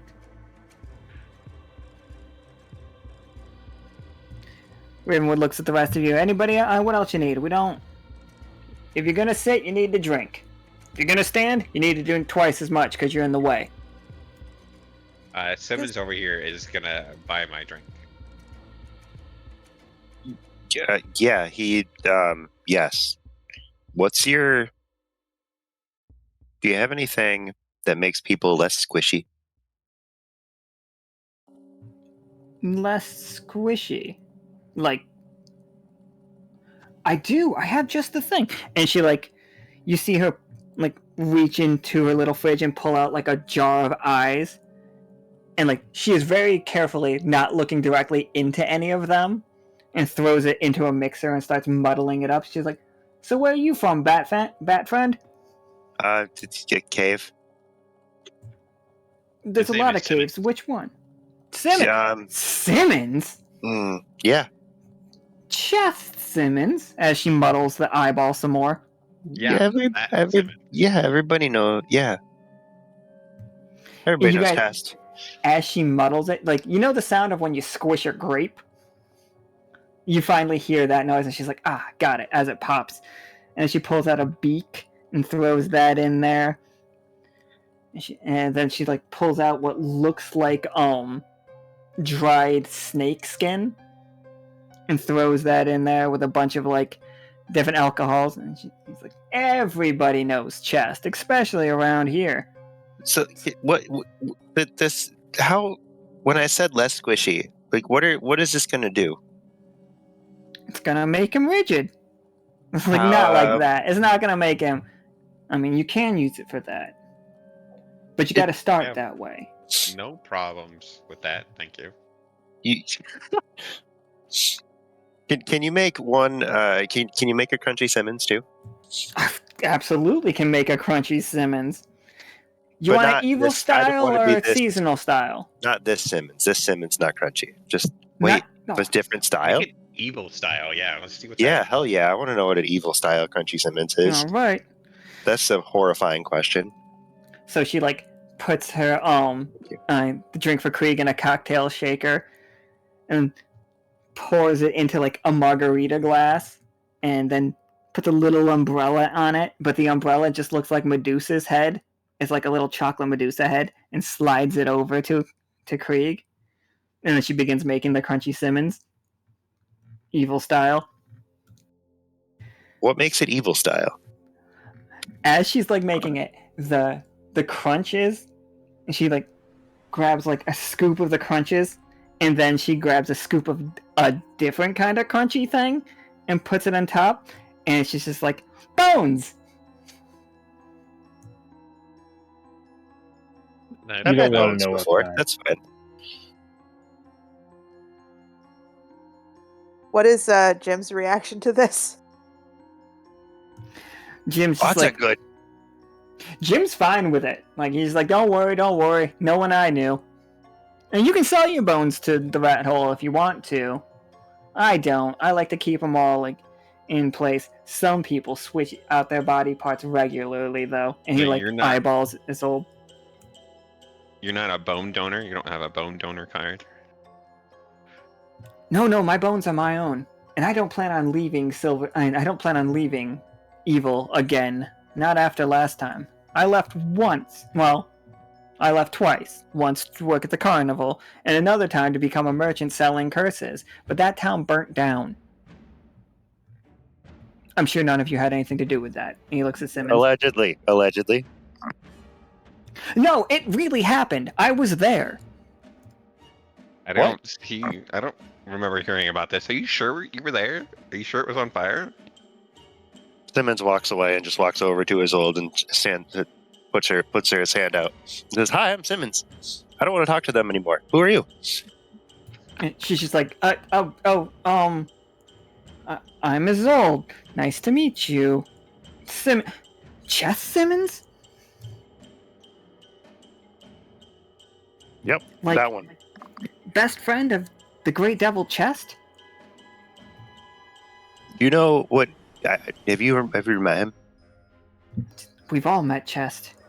And like she crosses herself, and like you again start smelling burnt hair when she crosses herself. What do you think? Can you think of anything that like he needs?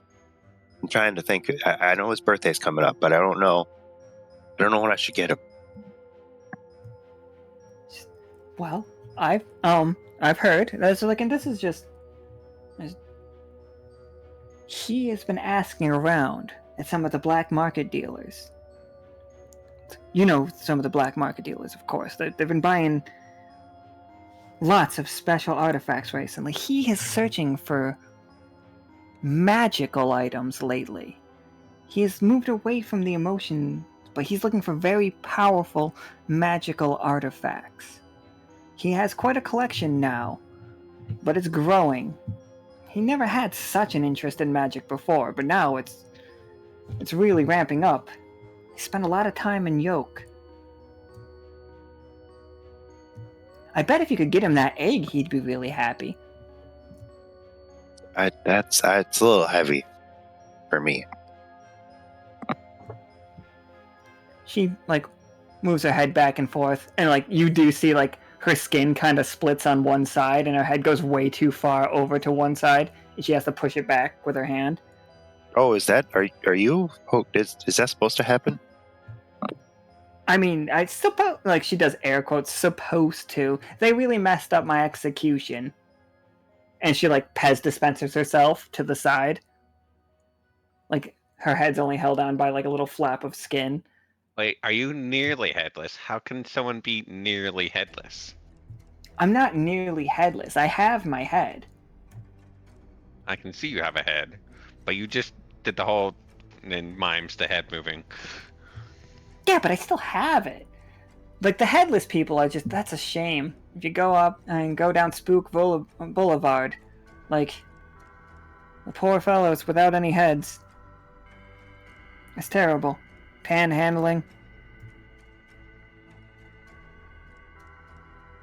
That's unfortunate. It's terrible.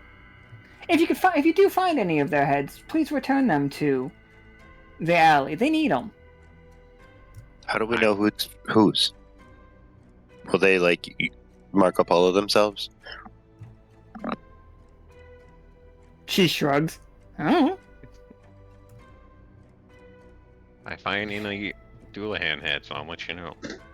There's definitely a game of guess who. That way, if you find somebody's head, you return it to the right body.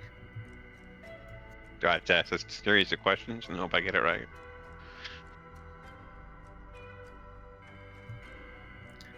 Isolde takes her drink and she's just she finishes off in one go and she coughs again. Fire shoots out of her mouth as she spits the cross back into the cup. And she's like, "Thank you for the drink and the advice. I'll see you around, Arthur." And she puts the note in her pocket and leaves. Meet me at my office after, let's say, what time of day is it right now? I think it's always night in Evil, But but what time of night is it? But also probably around 5. All right, come by my office after 7. There's some questions I want to ask you. I have reason to believe you may be in danger. She nods and she looks around. Can you all roll me a 20-sider though, as she leaves? Got it. 13 is so good. I don't like that. You said that. Ooh. But yeah, that just for the record, whenever you guys roll a 20, whenever you roll a 19, it's almost invariable. That it's going to become a 20. With the cards, people do that all the time. I almost always assume that it's going to be changed from a 19 to a 20. Also a 2 into a 1. People like to do that a lot. But the 13 is very fun as the bells begin to ring. And you see Jim look up as you hear howling. Wolf howling throughout the town. Yes. Going down the alleys, making everybody shiver, and not in cold anymore. It's it's no longer cold, but it's darker. The whole place is dark. The As wolf though hour. Mm-hmm. I'm gonna change my lens out for something that has a better aperture. I also have not stopped gawking. Everything here is so interesting. I need to document all of it. So I I need imagine somebody you, that would focused on. love to get any documentation about the moods changing when people roll 13s. Rennick would love to talk to Vidra about this, I'm sure. Rennick is our mathematician that also studies magic and hates magic at the same time. It's very fun. But Arthur, as the shift happens, because you rolled a 19 and it was turned into a 20, you see shadowy figures following behind Vidra. They just kind of morph out of the shadow. You recognize them as a pair of black dogs. All right, awesome. Okay, so I guess quick question here. Do I, as Arthur, know that these represent a clear and present threat to Vidra? I believe so, yeah. I think Arthur recognizes them as, usually they're a gang of they're a gang of people that prowl the cemeteries trying to do whatever it is they do. Rumors have it that they steal not souls but shadows from people. Okay.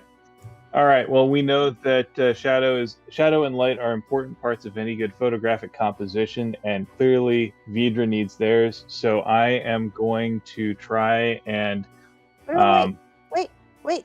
If if I don't have a shadow, then I don't have to worry about whether or not I am casting a shadow into my shot. Oh, I'm sorry. I said Vidra. I meant a soul. Like they're chasing a soul. Oh. I said the wrong person. My mistake. Yeah. My bad. Okay.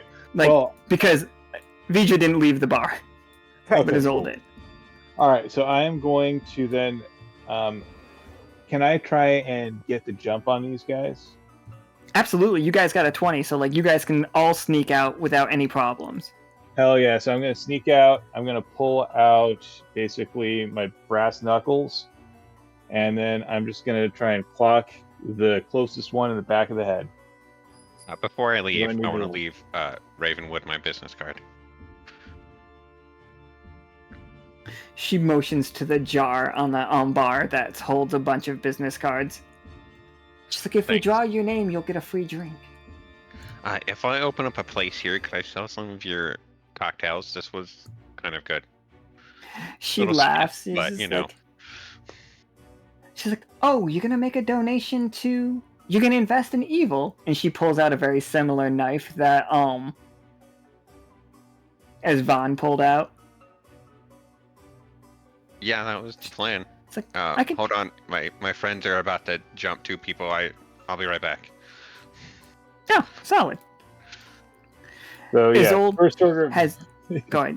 Isolde has no idea that she's being followed. And, like, as you guys, like, approach behind the 2 black dogs, they are silent. Like, there is no noise coming from them as they are approaching her from behind. But you have to jump on them. Cool, awesome. So I'm basically gonna do 2 things. First, I go, okay, rats, time to earn your pay, fastball special, and then so I basically fling the rats forward, and then I'm gonna try and punch nearest one back of the head with my brass knuckles.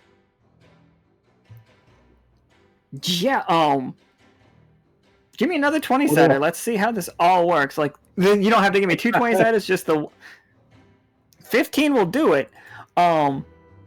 As the rats go flying at, like, their faces, and they just, like one of them just, like, howls and, like, starts, like, screaming as the rats, like, claw his face. Isolde turns around and sees this happening just as your brass knuckles connect the back of the other one's head. And, like, you hit, and, like, the second you do, when you make physical contact with it, like, his feet finally hit the ground, and he screams, and now you can hear the sounds that he is making. Like, they have lost their, like, silence. Cool, and then I just yell at Isolde, get to my office and just close the door, and I toss a key to her, so lock it and don't open it up for anybody but me. She snatches it out of the air and puts the key in her mouth, and then goes down on all fours again, all hands, and just starts gecko running through the streets. Awesome. Is she still handicapped? Do we still have one of her fingers? You do still have one of her fingers, but she figured it out. Okay. Oh, fingers, whatever. And the enemies get back up. Do the rest of Okay. us still have a surprise if we're getting another ambush? No, and like the fight has started. You guys are getting surprised because you're about to be ambushed. You can thank Zach for this one. Arthur's biggest Thanks, fan, but wants Arthur to die. Wants to give Arthur a good debut. Let me see who it is. Like, what could it be? Here we go. It's just a gang of zombies, like, come to the aid of the black dogs, and you see them looking at the black dogs, then looking at you all, end the fight, and like, you're late. The master needs you in the cemetery.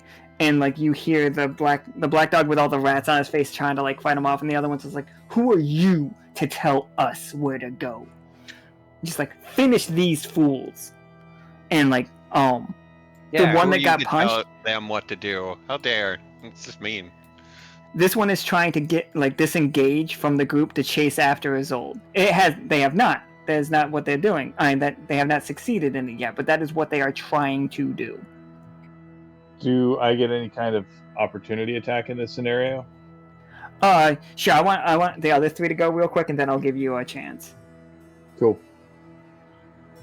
So Krieg, Simmons, or Vidra, what you guys got? Or you could just film it. That anything is fine. I was gonna say, I assume you're not going to attack them. Is that right? No, it might hurt my camera. All right, Simmons, you got this. Which one do you want? You want the really big one, or you want the 2 smaller ones? I'm gonna hurl a pickaxe at the big one. Okay. Yeah, roll me a 20-sided to hurl a pickaxe at the zombie.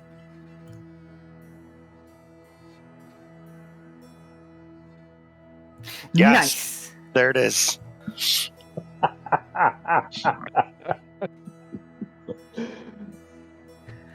The zombie just tilts his head to the side as it goes flying past him. Okay, we're going to need another take of that. That's my own. Okay, I go get it. I'll be back. It goes flying end over end over end, and you guys see it. Isolde looks over her shoulder as this pickaxe is gaining on her. Oh no. And she eeps as it tangles up her legs and she falls splayed out and ugh! And then you guys see Arthur's key go flying out of her mouth and ting, ting, ting into a sewer. God damn it. Please tell me you had a copy. I've got a spare. That's the spare key that I didn't give her the master key. Give her the guest key. Just sit tight there. We'll figure it out. Barricade the door. The zombies just gives Simmons a big thumbs up. He's just good job, man. It's all right, now with the 6 of us, I'm pretty sure we can take them. And he sidles up next to Simmons, they're all on the same team. It's all right, next we'll take out this fucking little lizard. And the zombie swings at Krieg. I'm gonna roll for... Oh, go for it first. Oh, sick. I also rolled a 1. Can I use this zombie to attack the other small zombie? How would you so this zombie's going in lumbering I think he rips off his own arm and swings it at Krieg like a fucking baseball bat situation. So, That is what's coming, but he clearly messed something up because he rolled a 1. So a la kind of martial arts redirection. So I use his momentum and the elasticity of my body so that he goes flying into that other zombie. For sure, he just trips, slips over you and clocks the other one, baseball bats his head right off. Yeah, I just kind of do that. Oh, there you go. Kind of the whole Matrix. I just bend all the way back, and he just kind of flies over me and lands into the other one, knocking him down. So they'll. Hey, Simmons, I know Krieg is usually fucking really lizard-like, so it's not really weird that he's able to move that way, but he just bent at an angle that is impossible. He just limboed. I thought he was supposed to drink that so he wasn't this weird and squishy. I hate this. Why are you so weird? Don't ask questions. As I then rush towards one of the shadow monsters to avoid conversations. Yeah, give me a 20-sider. Go ahead. Just, that was so amazing. I love all the new people.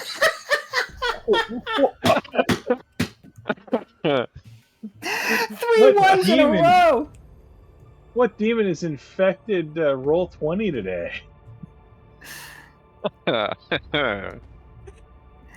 You see the black dog like rips the rats off of his face just in time. They're not hurt. Like, they might be hurt, but they're not dead. We're not killing the rats like that. And he the black dog's shadowy hand flies forward, and it's definitely aimed for Arthur. But Krieg, you just happen to jump in the wrong time and just get right through your chest, and bursting out the back of it is this shadowy claw. You're taking 10 damage straight from this. Because these guys don't fuck around. Can I punch You can't myself die. to get back 4 of those? We have to talk about that item, because I know it has other parts to it that I feel like is missing, but we can't do it right yet. Okay, that's because it's not going to be. You're not going to have the ability because you are in the air. Yeah. So Perfect tracking shot. Oh yeah, perfect. You are spot on. You could release this as Krieg's death kind of thing, because everybody thinks Krieg is dead from this. But Can I use the action to look at the camera all, emotional or something? Oh yeah, for sure. You're supposed to or something. Well, that's gonna play so well with the audience. It's gonna be so nice. Just There's a have my hand purple reaching splatter towards- where the blood would be. One Just is the reaching words, towards the camera, just all dramatic, Oh, buy stuff at Krieg's.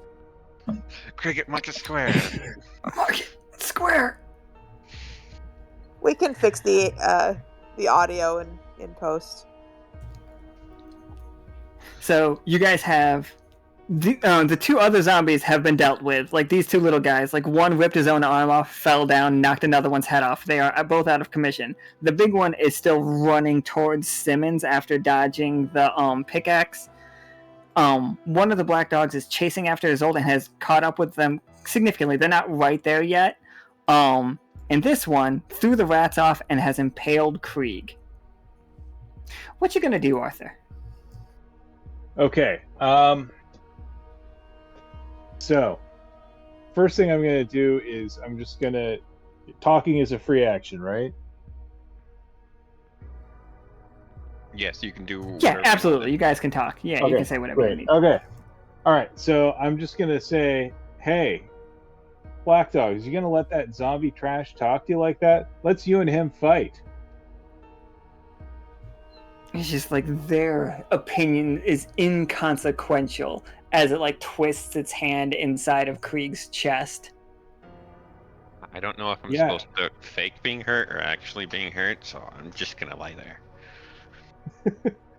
I'm just saying, are you gonna let them boss you around? Or do they give the orders in your gang? Just, we don't take orders. I mean, we don't take orders. And the zombie's yeah, you do. The boss told us to come get you because you're running late. It's shut up.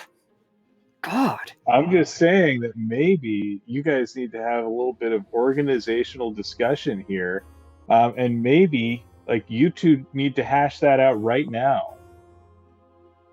Do I need to roll a persuasion or anything like that? Yeah, go ahead and roll me just roll me a 20 sided. Let's see, because that's how quest works. But yeah. Yeah. That's not gonna cut it. Wow. I cough blood at them to have them roll again. See if I can add to his persuasion. I don't think that's gonna do it, but I do think you get thrown at Arthur. All right, so I'm gonna. I guess first priority is I've got to make sure. Don't worry, Krieg. He missed horribly by throwing you. Do I land All on right. Jim Dandy then, spoiling his nice suit? Oh, Jim Dandy will just catch you. He's just I got him. He's just put you Okay, down. I He's don't just need- I don't remember what having a body's like. It's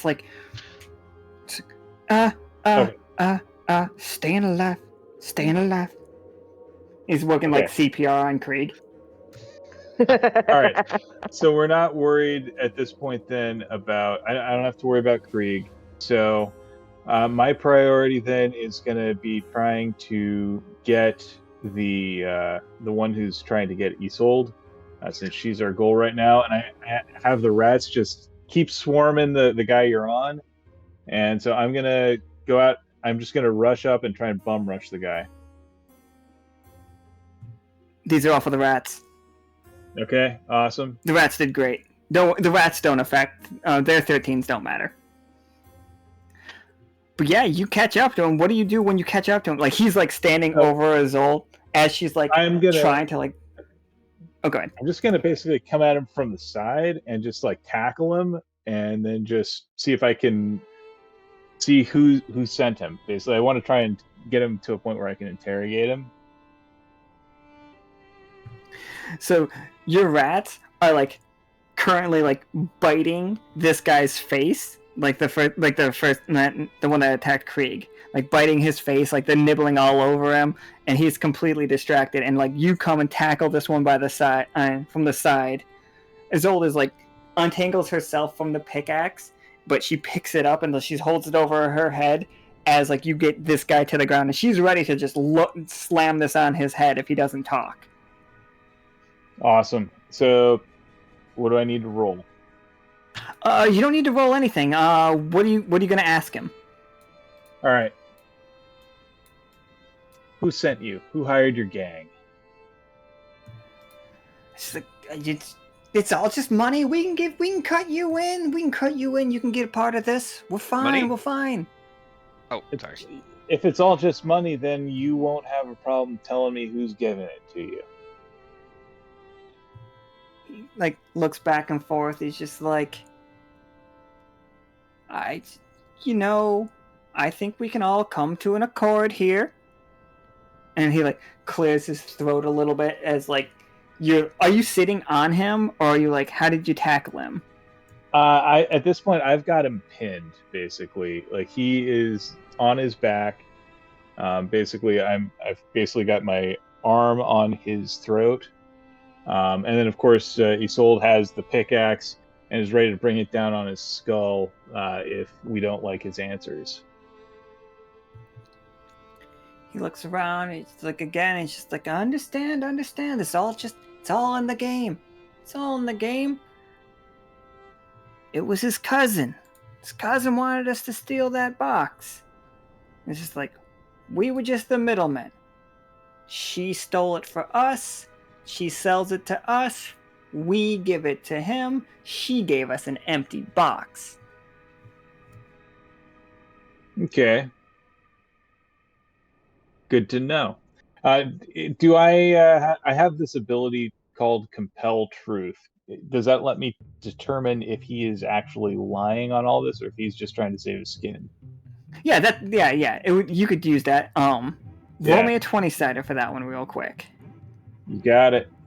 19, absolutely. And like, what's it look like when you invoke this man to tell the truth? Because you have to invoke your patron spirit to do this. Yeah. Okay. So I look at him, and like the first thing I do, like out of my pocket, I pull a pair of old lady reading glasses. I look at him, and I'm giving him my best Jessica Fletcher look, and I say, "Now come now. You know that can't simply be that all there is to it. Tell us what really happened." He's like, okay. And like, he's just like, stop looking at me like that. I feel like guilty. Oh. Fine. She sold us the box. The box had the heart. We took out the heart. We gave the cousin the box, claimed that she stole it. We were just trying to sell it twice. Is that so wrong? The contract said that he wanted a heart-shaped box, not that he wanted the contents, you understand. Then we got word that she was around town. Other people were investigating, and like points at you. Couldn't let her escape. She knew too much. You understand? Simple as that. And like she's about to bring the pickaxe down on this thing's head because she's so mad that they tried to kill her for this. Like Isolde is furious about this. Here's the thing. Of all of these, in this criminal underworld and this whole thing that we've been through, honestly, Isolde is the one I actually care about the most. I care about her more than I care about Von Mortimer. I care about her more than either of these two guys. So sure, Yes. let it happen. Oh, okay. Which, yeah, she brings the pickaxe down. Simmons, is there something about your pickaxe? Is it just a normal pickaxe? Is it a silver pickaxe? No, it's just a pick. All right. So it goes right through the black dog's, like not like it misses or anything. It does. It just punctures his skull and goes into the thing. And the other one screams so loud that you all black out for a moment. Like everybody blacks out. And when you come back, the zombies are like laying there, not dead, but like out of commission, but the black dogs are gone. There is shadows burnt into the sidewalk and against the wall where they were. Did we fall down? What's that? Oh Did we yeah, fall you down? definitely would. You probably would have fallen down. You want to roll me a 20-sided to make sure you got like it on film? That, and also I want to just check the status of my camera. Oh, absolutely. I think unless you roll a 1, I'm never doing anything to your camera. Okay. I protected it with my life. All right, so tough choice. You get to see, like, your camera caught one of two things. You either caught Isolde getting to her feet faster than the rest of you and running off. She's going to be gone when you come back. Or you caught exactly what happens when you kill a black dog. Oh. Like, you could... Yeah. I think exactly what happens when you kill a black dog. That's what I would have So- said too. When the black dog died, when the camera was on the other one that didn't get the pickaxe through his head, it started bubbling and like, yeah, exactly like a person came to a boil all of a sudden. Oh.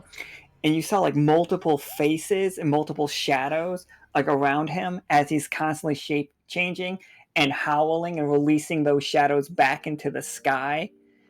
And then as it like burnt up, you just saw it like become this giant dog for a moment. And then explode, incapacitating everybody in the area.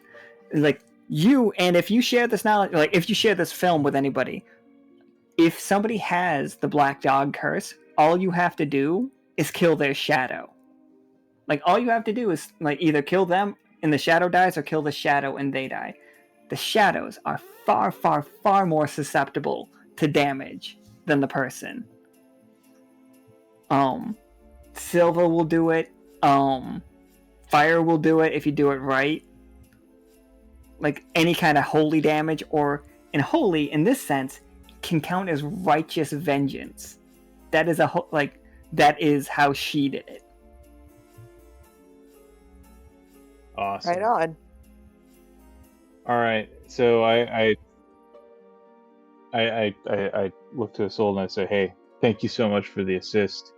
Again, I don't have any quarrel with you, but we do need to talk because I think there is some significant danger to you.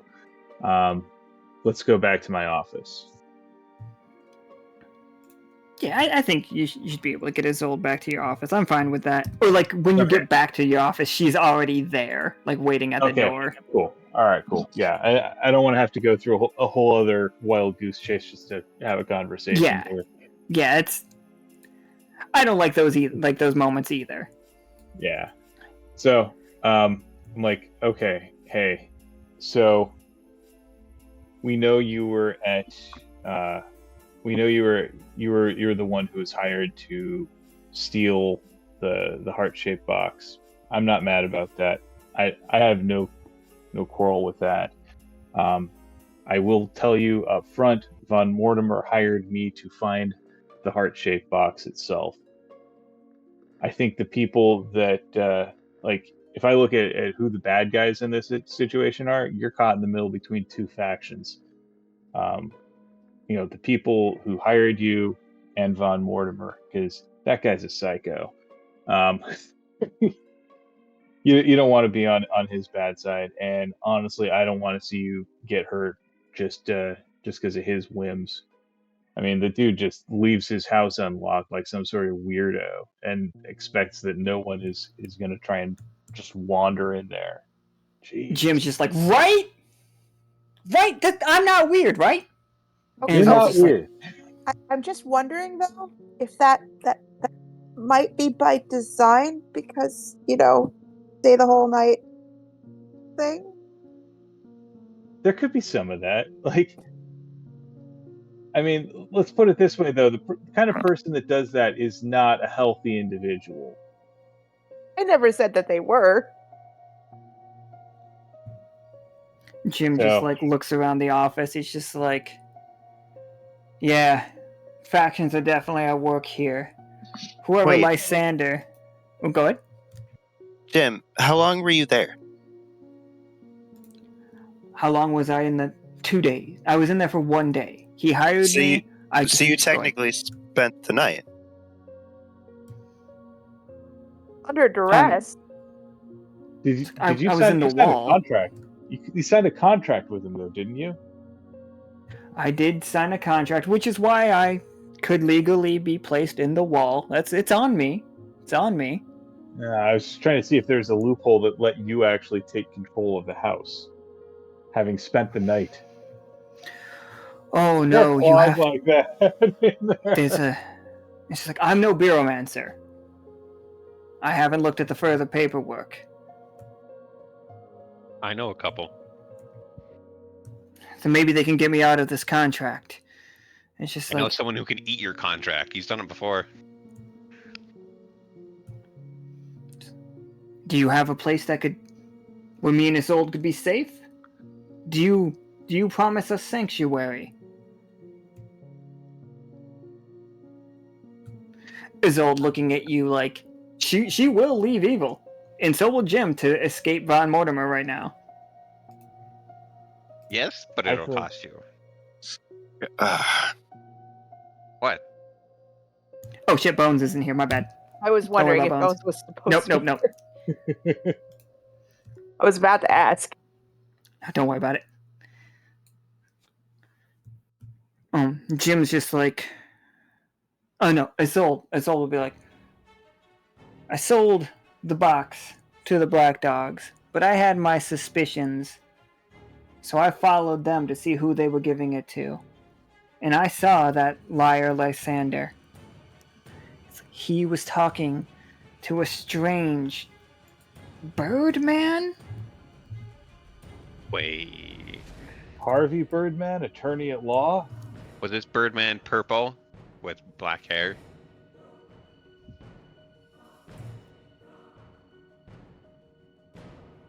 No, he was, and she's like, she on witches in her backpack. A lot of my characters draw things. Turns out, I've realized. And she pulls out a picture that she drew. He looked like this. What is that? That is a bird in a suit.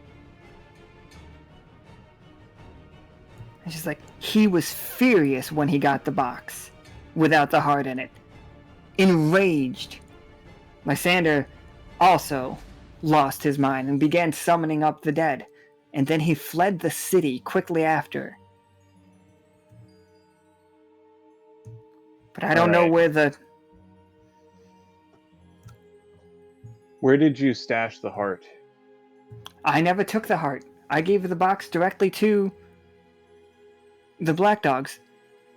The Black Dogs took admitted that they took the heart. Right, they had taken the heart. Okay, so we have to figure out where they stashed So we have to the go heart. back to the cemetery.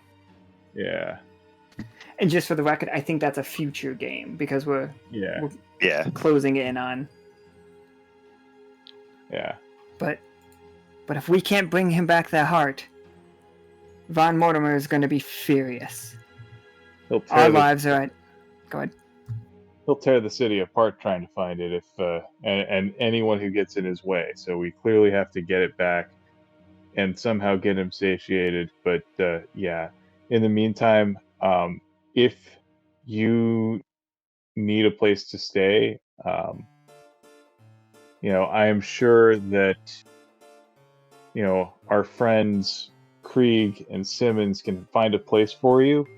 And I'm sure that you can find a way to make it worth their while. I mean, obviously, they get to take part in this amazing adventure, this mystery that they've wanted so much. That might be payment enough right there. I wouldn't go And that far. the badges. We need a badge. There will be badges. See, Krieg, I told you we'd get badge. It'd be fine. This will be good. Okay, Oh, you can have a where would badge. you like- No, I it's fine. find The money. badges. No, the badge will be worth more than money. Trust me. How? Pick How a can wall. a badge be worth The more badge is literally priceless. It's clout. Pick a backdrop. Pick a backdrop right now. I'll take your photo. We'll make sure that the interns get it, and they'll make your badges. And a Simmons puts landing. Look on at that, like a Krieg. giant, You nicely- stupid grin. You're framed by the window. It looks nice. Gonna get some nice pictures. Might be a little bit backlit. Oh, my bad. There's a- Let's turn a little bit, and I'll make sure you have that nice little edge light. He's gonna have Nice. another title, the Grand Mayor Detective. Oh shit, Grand Mayor Detective is a pretty good name. Then we got Simmons' Actually- picture up next. Oh, dude, actually, Detective Mayor. Oh, that's Even good too. better. Mhm. Nice, nice. Get that picture done. Then each of the rats individually need their own. Exactly. Nice, nice. This is unnecessary. This is just for me.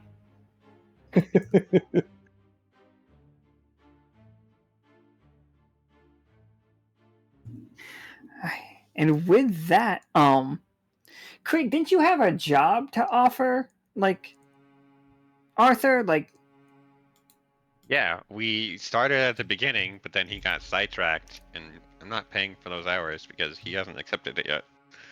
Tell you what, here's the deal. I'll take your job if you, if in exchange, you give Jim and Isolde sanctuary. Fine. We'll call that my fee. Oh, that's even better. Yes. Building bridges. I like that. Now I can just use the money I took to pay you for myself, and I don't have to tell Peanut because I contracted you. Hey, but wait a minute. Don't worry about it, Simmons. It's fine. canonically, we have said that the reason that we can't hire any more documentarians and stuff is because Krieg took all of that funding to hire Arthur and Vidra. But if Krieg is just keeping that money for himself, that does make a lot of sense. His fee was sanctuary. They get sanctuary. I get to keep the money. It's a win-win. It's not a finder's fee. The fee was for him. Yes, and he already paid It him. was payment. No, it did. I did it's pay him not with the how- sanctuary. But He that just doesn't- said it's right there in the words he just said. Well, I get to keep this money. He gets. No, that's not how it works. Good, You may hopefully have to it's- pay for the sanctuary. That's No, true. no, no, we Yeah, got you don't know people how for that, much. It's fine. We don't know how much the sanctuary is going to cost. That's a good point. Thank you, Vidra. That is on Peanut's side. That's city side. So that's city money. That's not personal money. Those are two different things. This is city money. Peanut doesn't have city money. Peanut only has Lockstitch money. That's right. That's true. This is you can't. We're gonna have to Don't work worry. this out. I'm sure someone can work this out while I get rich off my own self. We're gonna. Oh God. Join us next time Vidra, for if Krieg you- commits light financial misdemeanors. Vidra, if you are interested, let me tell you, there's a certain news channel in Holt, where you're from. You know, they just recently got started, So like while you were there, they weren't really like. They were just like an up and coming, not even up and coming. They were a really struggling news outlet called News Channel 6. A bunch of otters. Yeah, they were little scrappy folk, but they only got the bad stories because News Channel 11 was the good, strong channel. They have recently been pulling in numbers. They would absolutely love to buy any of this footage, especially any of the footage that you are taking in this moment. I haven't signed any documents for releasing my photos. What are you talking about? You just got your photo taken though for the badge. Yeah, badge is different. This is documenting. I haven't signed any release forms. I'm just saying, you could make a ton of... Like, Vidra, as a character, could get rich really fast if you wanted to. Peter's not interested in being rich. That's not the whole point. Artistic integrity, I see how it is. I don't sell out. So, now we know that. Excellent. Arthur, just real quick question. What does your car look like? So I guess first, given that we're going with this is basically an analog for 1920s America, right? In terms of around that, yeah. Level of technological advancement, I'm going to say it's sort of like a 20s 30s style, like basically it's sort of like that old mobster wagon type thing, like basically like what a PT Cruiser was based off of. Yeah, that kind of thing. Oh shit, I should show you what Cash's car looks like. Hold on a second.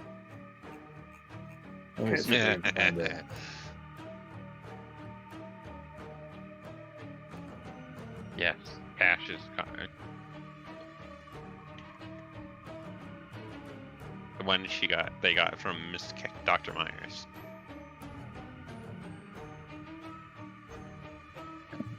I'm trying to remember what I named the fucking token. I wonder if Dr. Myers would be able to tie Isolde back together better. Oh, he definitely would. Like, Dr. Myers, you guys wouldn't... actually, Arthur, you definitely know who Dr. Myers is. He lives outside of Evil. He is basically like Frankenstein. He's our Frankenstein analog. But he's really, really good at it. Okay. And he absolutely loves one of the members of the crew named Cash. Cash is also a doctor. He's all about Cash. Good friends. I mean, like super close friends. Yeah, they're like the best friends like of anybody. Chess and Simmons, like that type of good friends. Yeah, they're real tight. Dr. Myers is a bodybuilder too. It's great. Literally. Got it. All right. Yeah. No, we can go talk to Dr. Myers. And yeah, I just sent an image in the chat for you to see what his car looks like, or at least the big idea of what it looks like. Oh, nice. Yeah, that's basic. Yeah, exactly what I thought. It is. You guys don't worry. It's exactly what we all think it is. Yeah. Except it's a different color, but same thing.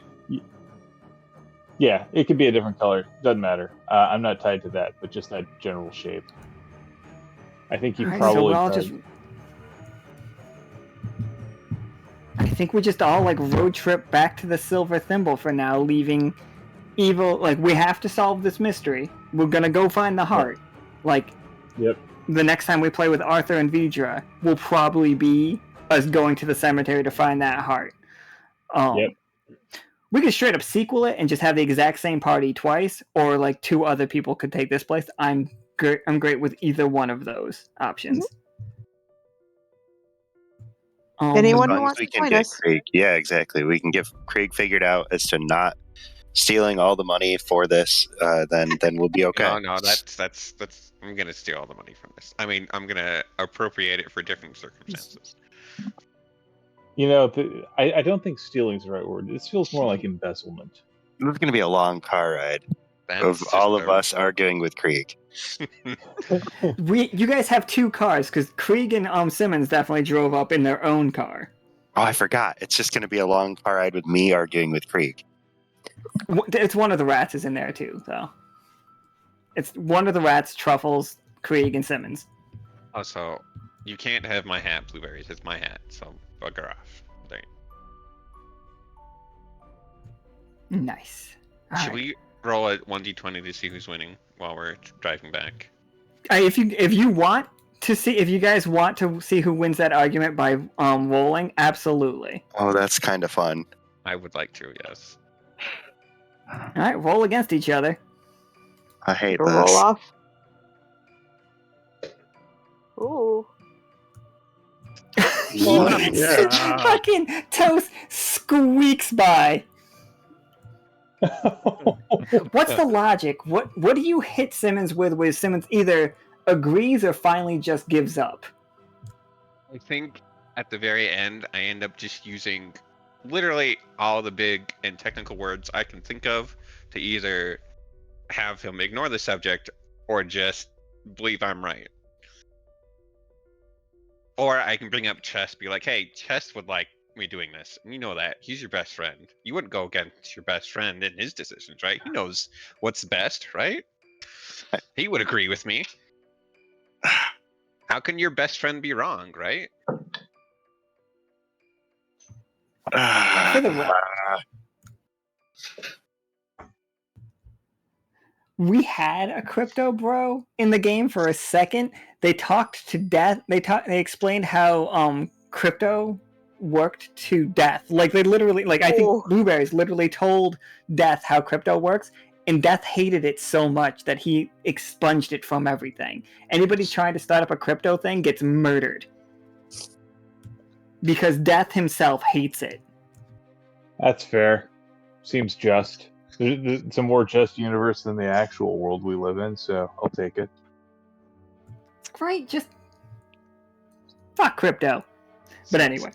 That 16 got turned into a 20. Can I now have Simmons on my side and buying my story? So he's got my back now if it comes to it.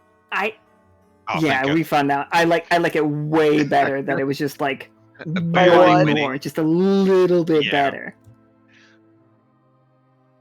He is the mayor. I mean, he knows a lot of stuff that I don't.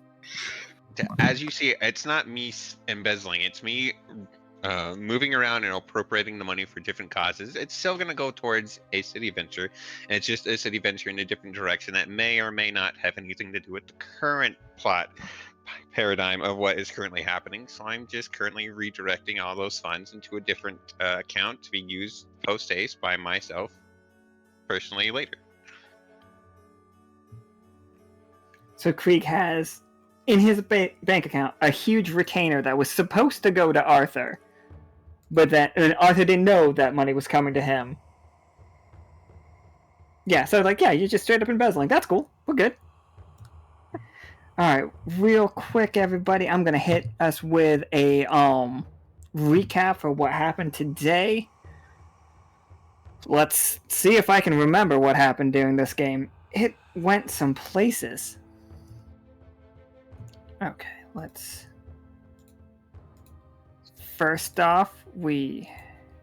has this... Nika, were you going to change the screen? Oh, okay. We can leave it here then. That's perfectly fine. Sorry. I didn't know. So anyway. We arrived at Evil, learned that it is both a super noir town, but also full of just some really weird characters. Arthur and Vidra are 2 new characters introduced today. Arthur is like the Ecosahedron's greatest detective, and he has been working with Vidra, who is recording him for, was it a crime documentary, or is it just a documentary on Arthur in general? A true crime documentary. True crime documentary, absolutely. Krieg and Simmons showed up to hire Arthur. They were interrupted by another case, Mortimer. And on their way there, they met a lot of rats They found a rat hole. Krieg took alcohol out of the rat hole to give to somebody in the future. Arthur hired 3 rats as interns. They are now interns, and A union. they're just there. They're a union. They're always going to be there for Arthur, which is hilarious. Then we found out Von Mortimer had a heart-shaped box stolen from him. The clues pointed to an old person that Arthur has known from previous cases. We found out that it was in fact Isolde. She has hands for feet and hands for hands. You guys met up with a doctor named Dr. Cornelius, who is offering Krieg some rather suspicious-looking liquid to drink, but Krieg has turned down for Krieg. Forcefully removed from that situation. We went to the bar, saved Isolde. She was attacked by some black dogs, which are strange shadow monsters that want to consume people's shadows. They were clearly working. They were working for the person that hired.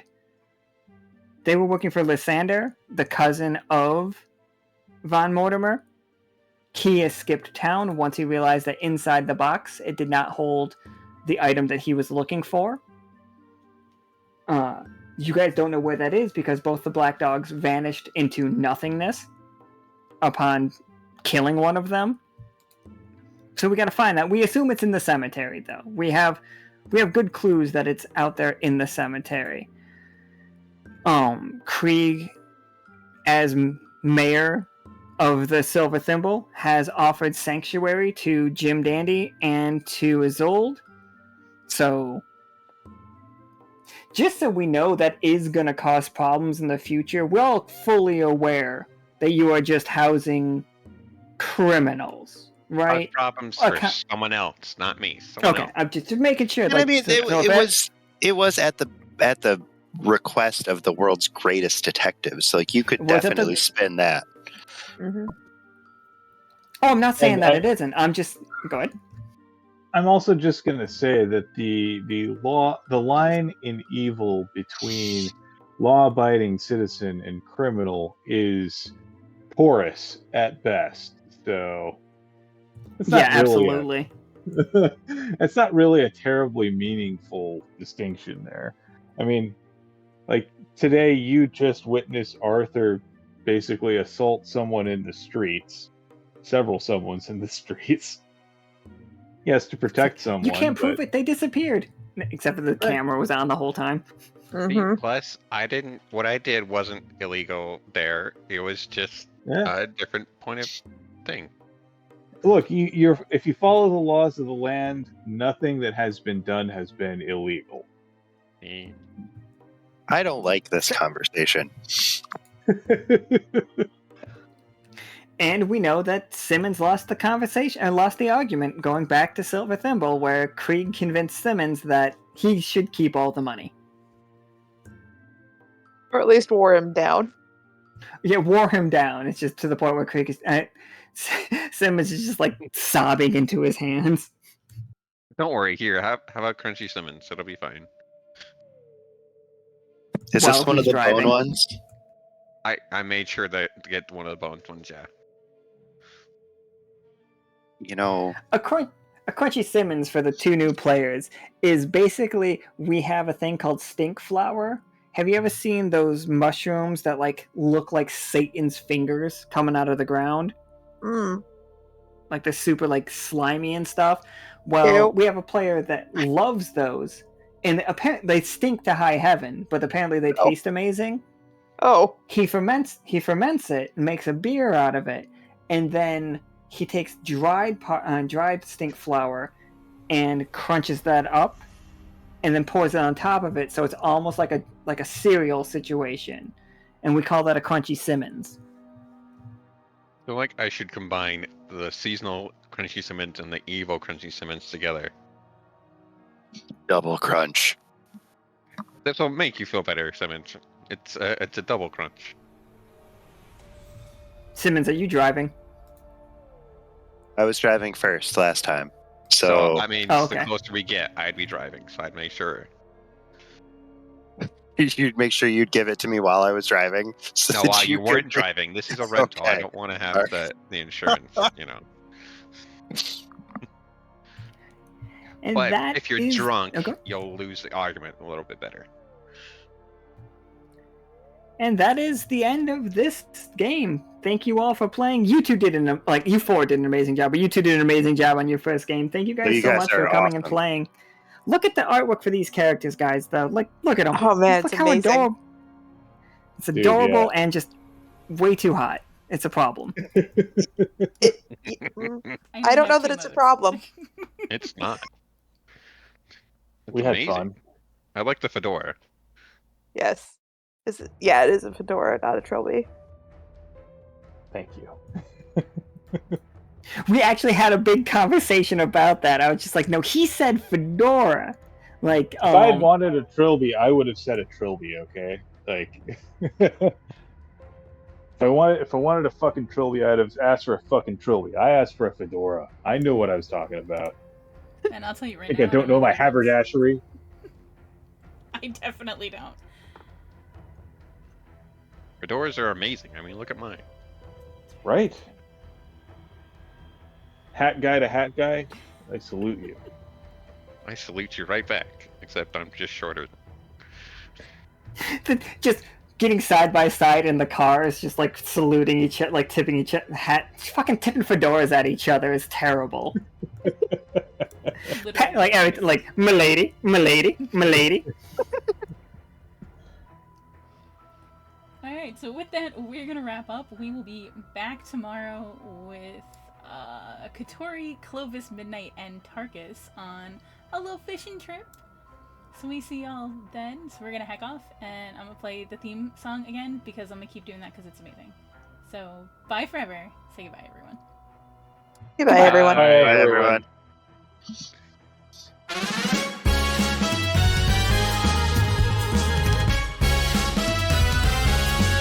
In the celestial sea where stars align, Lockstitch will go where wonder lies. Its specialist crew a beacon of light, will work to unravel secrets entwined.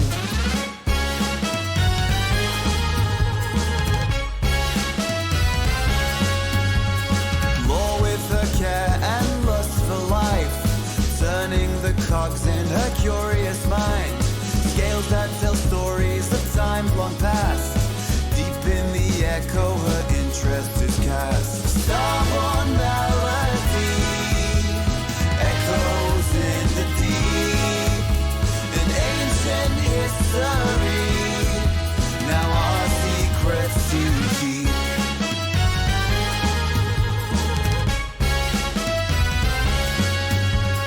Sail on a siren with feathers adorned, seeks to maintain her graceful form. A voice that weaves tales across the sky, relaying the dreams that never die. Renick the brain with numbers and might, 4 arms, 4 eyes in the cosmic night. Stoic and with numerical grace, in Lockstitch's crew he has found his place.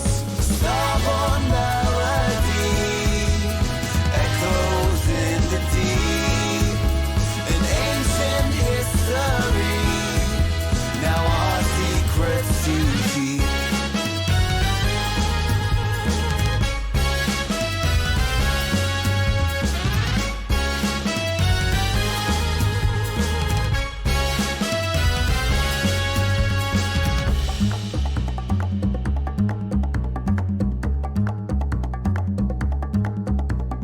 Pollux and Castor, the skillful pair, always the team with starry hair, with a bond so strong in the vast expanse.